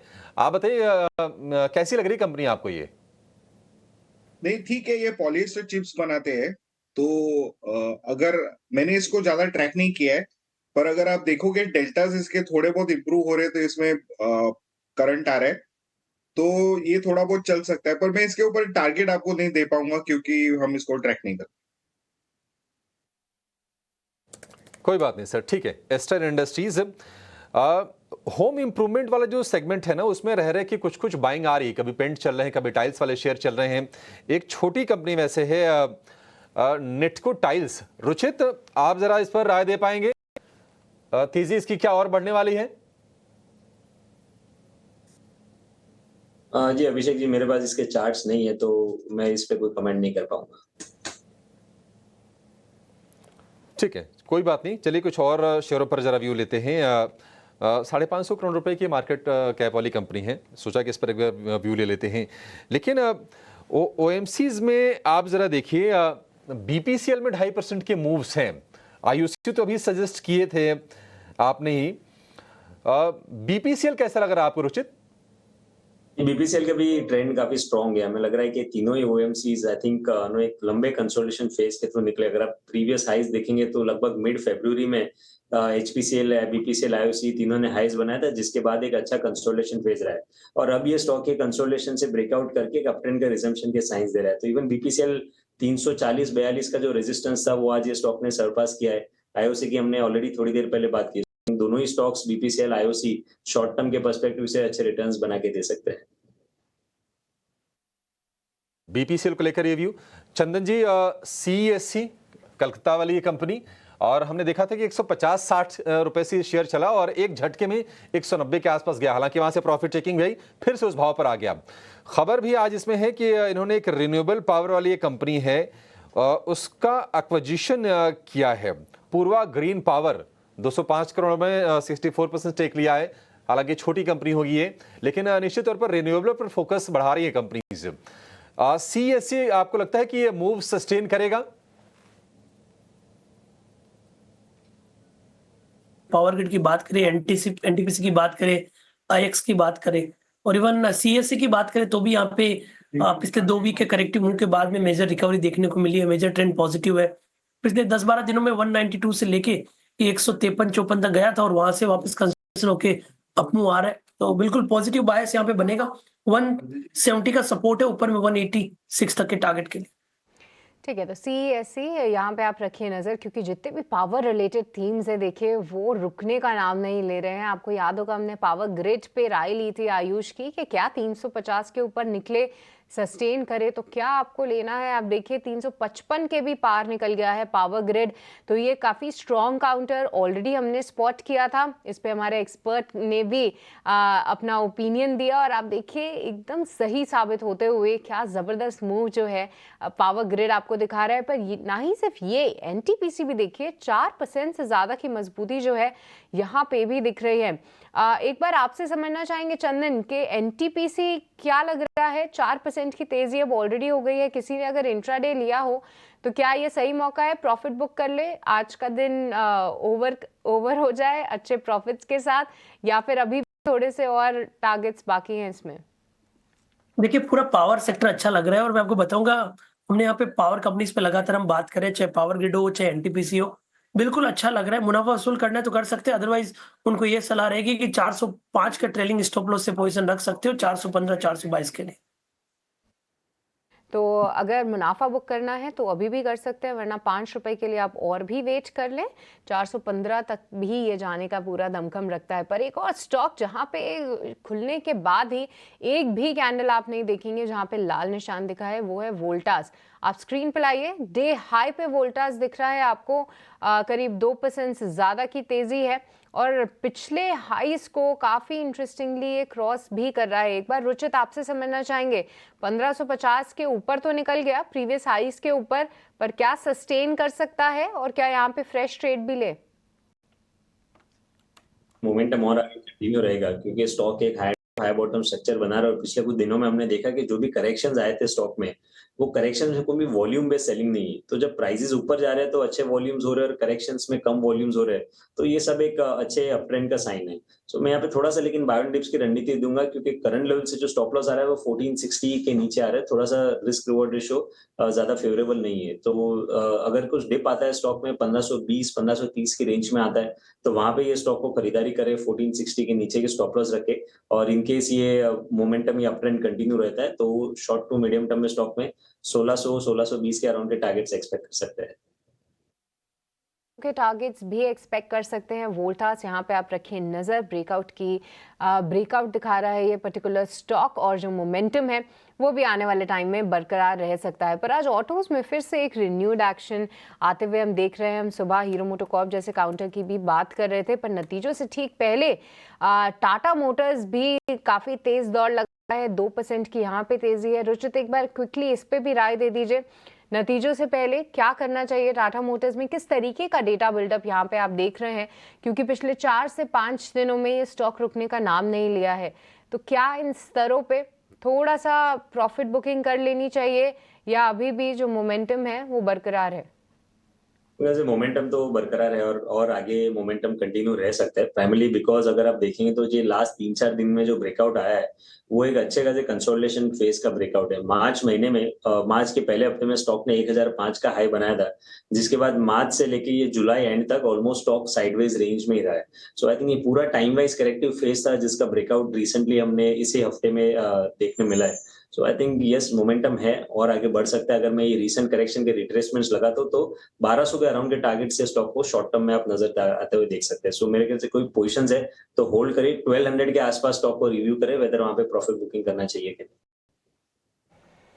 ओके 1200 के आसपास फिर से आप टाटा मोटर्स को रिव्यू करिए, क्योंकि टाटा मोटर्स को लेके ना ही सिर्फ नतीजों की एक्साइटमेंट है, देखिए वो तो हम देख ही रहे हैं कि ऑटो सेक्टर में खास तौर से पैसेंजर व्हीकल सेगमेंट में हालांकि अब थोड़े से स्लो डाउन की उम्मीद है, पर अभी तक नतीजों में बिल्कुल भी ऐसा नहीं दिखा है। जेएलआर काफ़ी अच्छा प्रदर्शन कर रहा है। जितने भी टारगेट्स टाटा मोटर्स ने पहले दिए थे कि अपने वो मार्जिन्स किस तरीके से सुधारेंगे, कैश फ्लो कैसे सुधारेंगे, उन सभी पे खरी उतरी है कंपनी। और आपको ये भी बता दें कि 7 अगस्त को भी टाटा मोटर्स पे नज़र रहेगी, क्योंकि भारत में जो मास सेगमेंट के लिए पहले कूपे गाड़ी होगी वो टाटा मोटर्स लेकर आएगी। एक नया सेगमेंट आएगा, क्योंकि आपने सुना होगा कि सेडान रहता है, फिर एसयूवीज रहती हैं, हम हैचबैक्स की बात करते हैं, पर कूपे जो कि हमेशा एक लग्जरी सेगमेंट की गाड़ी होती है, बीएमडब्ल्यू ऑडी में आप फिर देखते होंगे, पर टाटा मोटर्स जो है टाटा कर्व लॉन्च करेगी 7 अगस्त को, तो उसको लेकर काफ़ी एक्साइटमेंट है मार्केट में। तो इस पे नज़र ज़रूर रहेगी। क्विकली कुछ और काउंटर्स पे नज़र डालें तो चंदन, मुझे एक काउंटर पे आपसे राय चाहिए, वो है स्ट्राइड्स फार्मा, क्योंकि ये एक और कंपनी है जिसने सॉलिड अर्निंग्स का प्रदर्शन दिया है, बड़े टारगेट सेट किए थे 1 साल पहले मैनेजमेंट ने, अभी तक उन टारगेट्स के मुताबिक ही चल रही है। आने वाले समय में और भी बड़े टारगेट्स की उम्मीद है, पर उन टारगेट्स के बाद स्टॉक भी रुकने का नाम नहीं ले रहा है। चंदन, स्ट्राइड्स फार्मा यहाँ क्या करना चाहिए? पॉजिटिव बायस है और 3-4 दिनों से अच्छी तेजी है, और उससे पहले एक 4-5 वीक का लंबा कंसोलिडेटिव मूव देखने को मिला था। मंथली चार्ट पे देखूं तो राउंडिंग फॉर्मेशंस और डबल टॉप काफी बड़े वाले दिख रहे हैं यहाँ पे, तो बिल्कुल ये ब्रेकआउट जो होगा वो बड़ा मुंह दिलाएगा। मेरे हिसाब से 5-10% नहीं 40-50% तक का रनअप बनना चाहिए, बट इमीडिएट इस पे बने रहे जब तक 1000 रुपए के ऊपर है। ऊपर में 1250-1300 तक के लक्ष्य भी यहाँ पे देखने को मिलने चाहिए। उसके अलावा सृष्टि, काउंटर आपने बात किया था सुबह केएनआर कंस्ट्रक्शन, उसमें ब्रेकआउट हुआ है, उसमें मोमेंटम बना है, और हमारा मानना है जो हम टारगेट डिस्कस कर रहे थे 420 वो भी वहां पे अचीव होते हुए नजर आएंगे। तो बिल्कुल स्ट्राइड की आपने बात की, अच्छा लग रहा है। केएनआर कंस्ट्रक्शन को भी मैं जस्ट एक अपडेट देना चाहता हूँ कि मोमेंटम यहाँ पे बना हुआ है। क्वेश्चन मैंने पूछा था, कोई बात नहीं, लेकिन हमारी तरफ से ही समझ लीजिए आप, केएनआर कंस्ट्रक्शन करीब 3% ऊपर है और आपने कहा था मैं इसको बहुत अच्छे से ट्रैक कर रहा हूँ। मैंने पूछा तो वैसे आयुष मेहता से था, अनफॉर्चुनेटली उन तक आवाज़ ही नहीं गई थी, और ये शेयर फिर हमने आपसे पता किया तो खुलते ये शेयर आपने नोटिस भी करवाया, डेज हाई पे भी चल रहा है। ऐसे एक शेयर मैंने और भी पता किया था आज, वो था असाही सॉन्गवन का, आपको ध्यान है कि उसमें सर्किट लग गया था। आज सुबह सुबह वैशाली पारिक थी हमारे साथ, हमने उनसे पूछा कि असाही सॉन्गवन और चलेगा, उन्होंने कहा यस बिल्कुल चल सकता है। असाही सॉन्गवन 15% ऊपर आज, और एक खुलने के बाद स्पीड से ऊपर आया। कल भी इसका नोटिस था, खुलने के बाद स्पीड से ऊपर आने वाला शेयर है। एक शेयर मैंने आपको और कराया था, वो एक लाइटनिंग का शेयर था। मैंने आपको ये भी बताया था कि हाल की लिस्टिंग है, बट शेयर ने कल अच्छी क्लोजिंग की है। उस लाइट का नाम था IQ लाइट, IKIO के नाम से एक बार जरा दिखाई, IQ लाइट। ये 3% ये शेयर भी ऊपर है। मैं फिर से बोलता हूँ, जो हम शेयर आपके लिए ढूंढ के लेके आ रहे हैं, इन्हीं सभी शेयर्स का बेनिफिट उठाइए।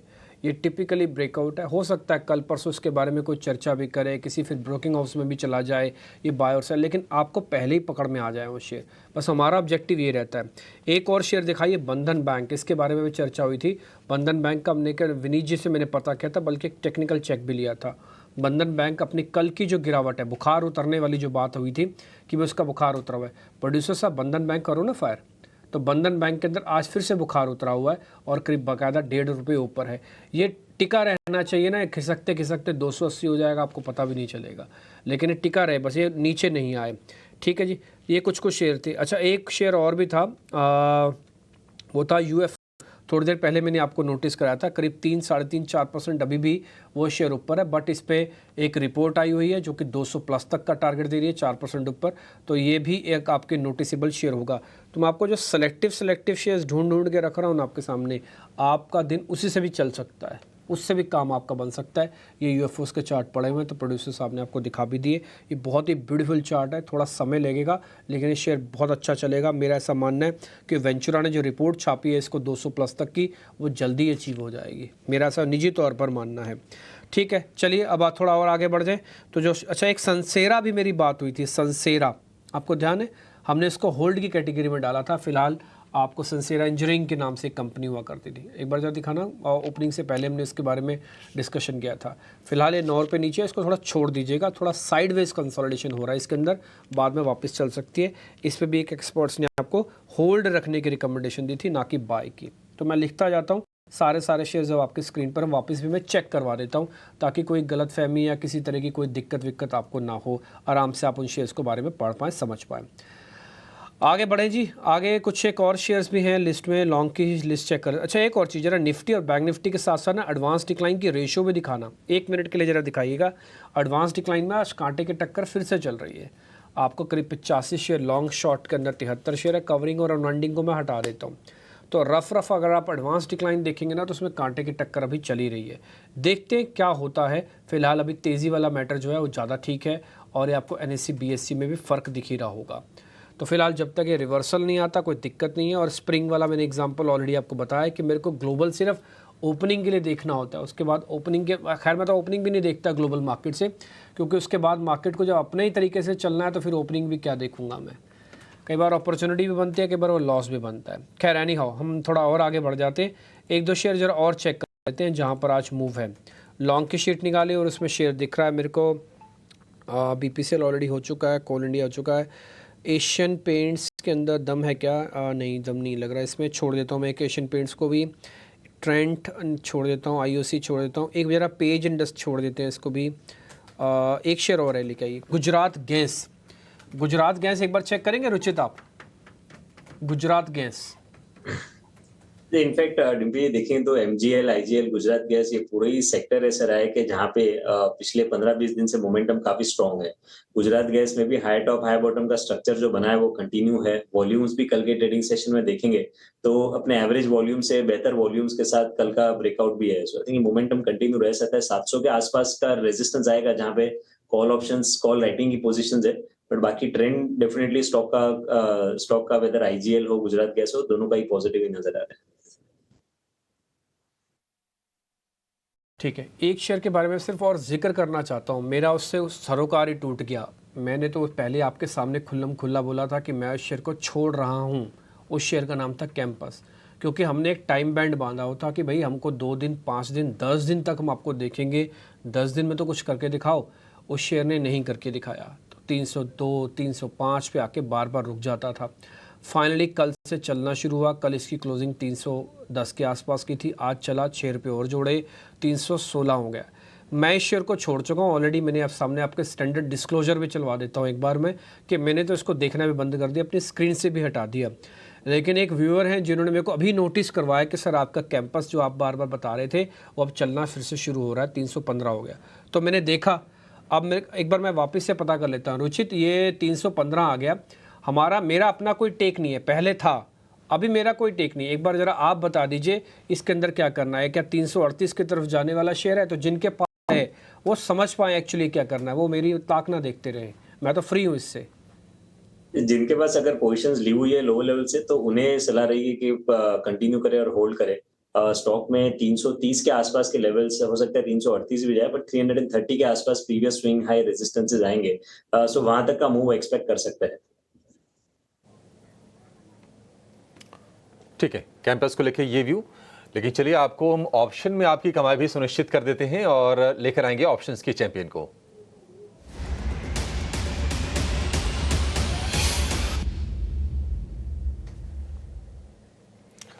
फिनवर्सिफाई की ध्वनि पटेल हमारे साथ हैं। ध्वनि, बहुत शुक्रिया आपका समय देने के लिए। बताइए क्या ट्रेड करें अभी? Good morning.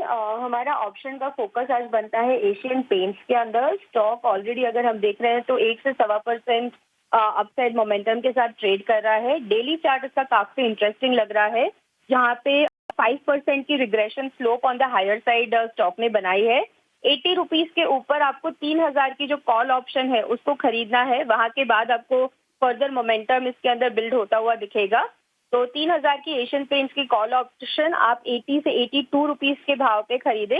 140 का इसका टारगेट रहेगा और स्टॉप लॉस जो है वो 60 रुपए का बनता है। रिस्क रिवॉर्ड काफी फेवरेबल है, इसमें 1:3 का बनता है। मैक्स गेन जो है आपका 12,000 और मैक्स लॉस आपका 4,000 तक का हो सकता है। ठीक है, एशियन पेंट्स कई बार अटेम्प्ट किया है शेयर ने, 3000 रुपए के ऊपर कई बार निकला है कि 3000 से लेकर 3500 के रेंज में सप्लाई आती है और शेयर फिर थोड़ा सा फिसलता है। आज मोमेंटम फिर से मजबूत दिख रहा है, 2% के आसपास की तेजी है और 3000 वाली कॉल आपको खरीदनी है 80 से 82 रुपए के भाव पर। लक्ष्य 140 रुपए का आपको लगा के इसमें चलना है एशियन पेंट्स की इस कॉल में। स्टॉप लॉस 60 रुपए, अधिकतम मुनाफा 12,000, अधिकतम नुकसान 4,000, यानी कि 1/3 रिस्क रिवॉर्ड रेशियो 1:3 का। तो ये आपके लिए ठीक ठीक है। एशियन पेंट्स आज का जम्पशन का प्ले बढ़िया शेयर ये चल भी रहा है। ऑप्शंस के जरिए आपको थोड़ी सेफ्टी मिल जाएगी, लेकिन ध्यान ये रखिएगा कि स्टॉप लॉसेस आपको बहुत अच्छे से आपको फॉलो करना पड़ेगा, अदरवाइज वायदा बाजार थोड़ा रिस्की होता है। अगर आपने फाइनेंशियल डिसिप्लिन को फॉलो नहीं किया तो नुकसान भी होता है। कुछ और शेयर जरा हम चेक करते हैं। क्वेस्ट कॉर्प के नंबर भी आए हैं और क्वेस्ट कॉर्प को बजट से ट्रिगर भी मिला है। आज ये शेयर चल रहा है। क्वेस्ट कॉर्प लेके आइए चंदन जी, आप जरा इसको चेक कीजिएगा क्वेस्ट कॉर्प को। क्या और ये चलेगा शेयर? 750 रुपए का भाव दिख रहा है फिलहाल, 741 का।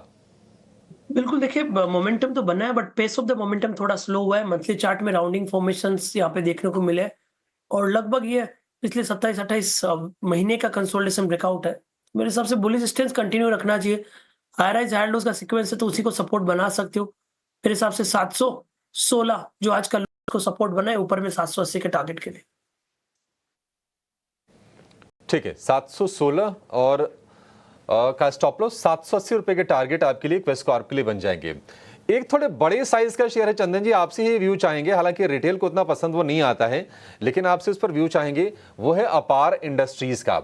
आज ठीक रफ्तार से चल रहा है और बड़ा डाइवर्सिफाइड सा कारोबार है। मतलब कंपनी को मैं स्टडी कर रहा था, कई सारे बिजनेसेस में है और आप देखिए साइज भी बढ़िया है इसकी, चला भी अच्छे से, साल भर में डबल करके पैसे दिए हैं।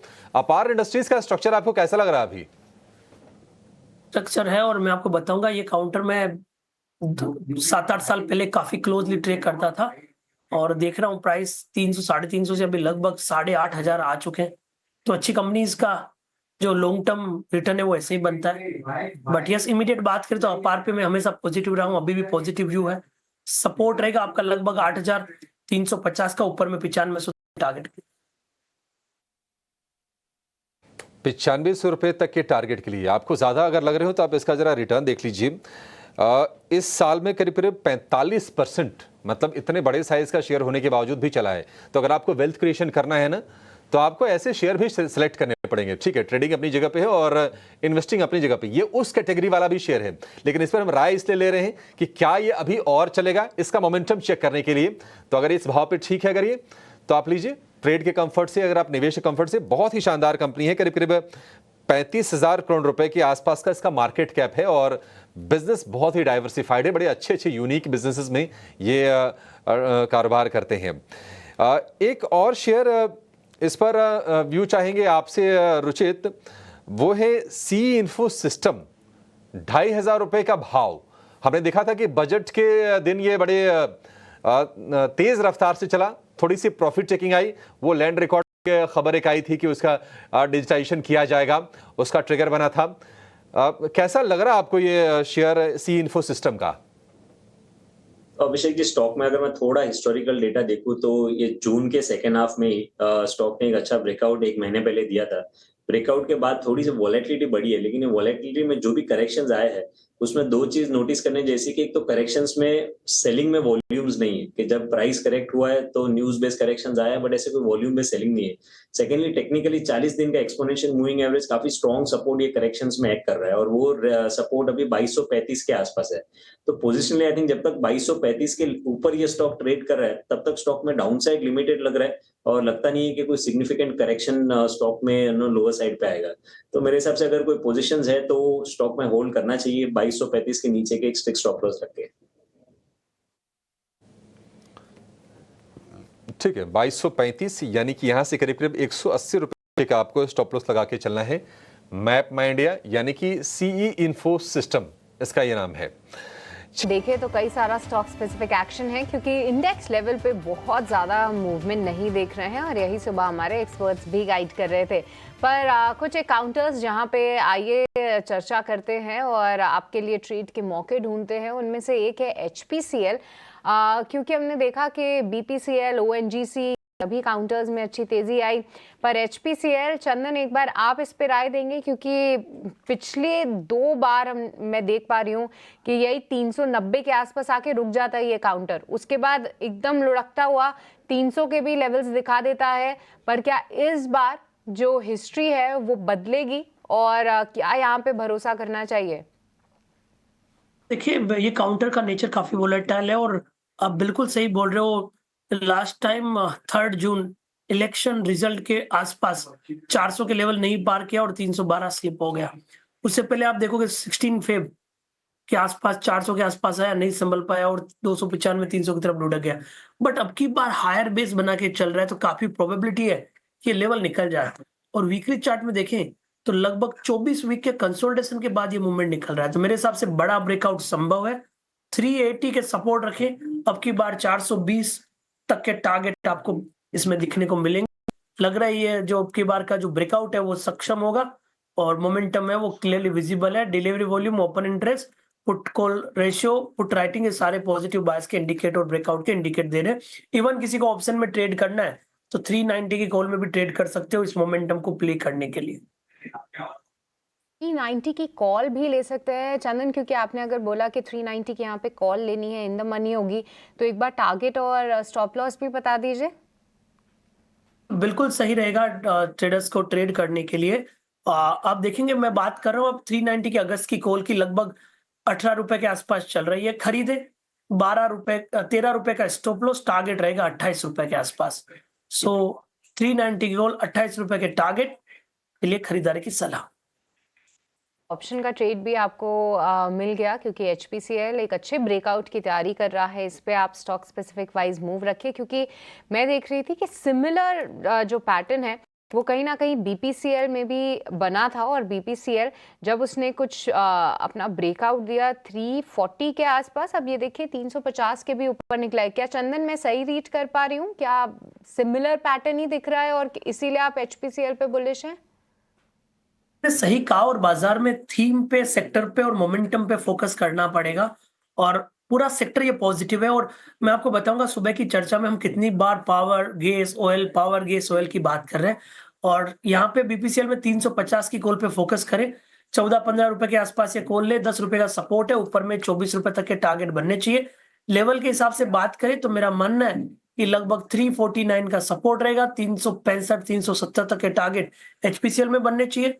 तो 350 की बात, कॉल की बात हमने HPCL की 390 के कॉल की बात हमने 390 की कॉल HPCL की बात की, 350 की कॉल BPCL की बात की, और इनके साथ आयो से भी मोमेंटम दिखाता हुआ आएगा। ISM में भी बायस चॉइस वीक का कंसोलिडेशन ब्रेकआउट है, ऊपर में 192 195 तक के टारगेट बनने चाहिए। यहाँ पे भी आप 180 के कॉल को ट्रेड करके मोमेंटम को प्ले कर सकते हैं। ठीक है, HPCL ऑप्शन की रणनीति, जहां पर आपको लगता है कैश में कंफर्ट है वो ले लीजिए।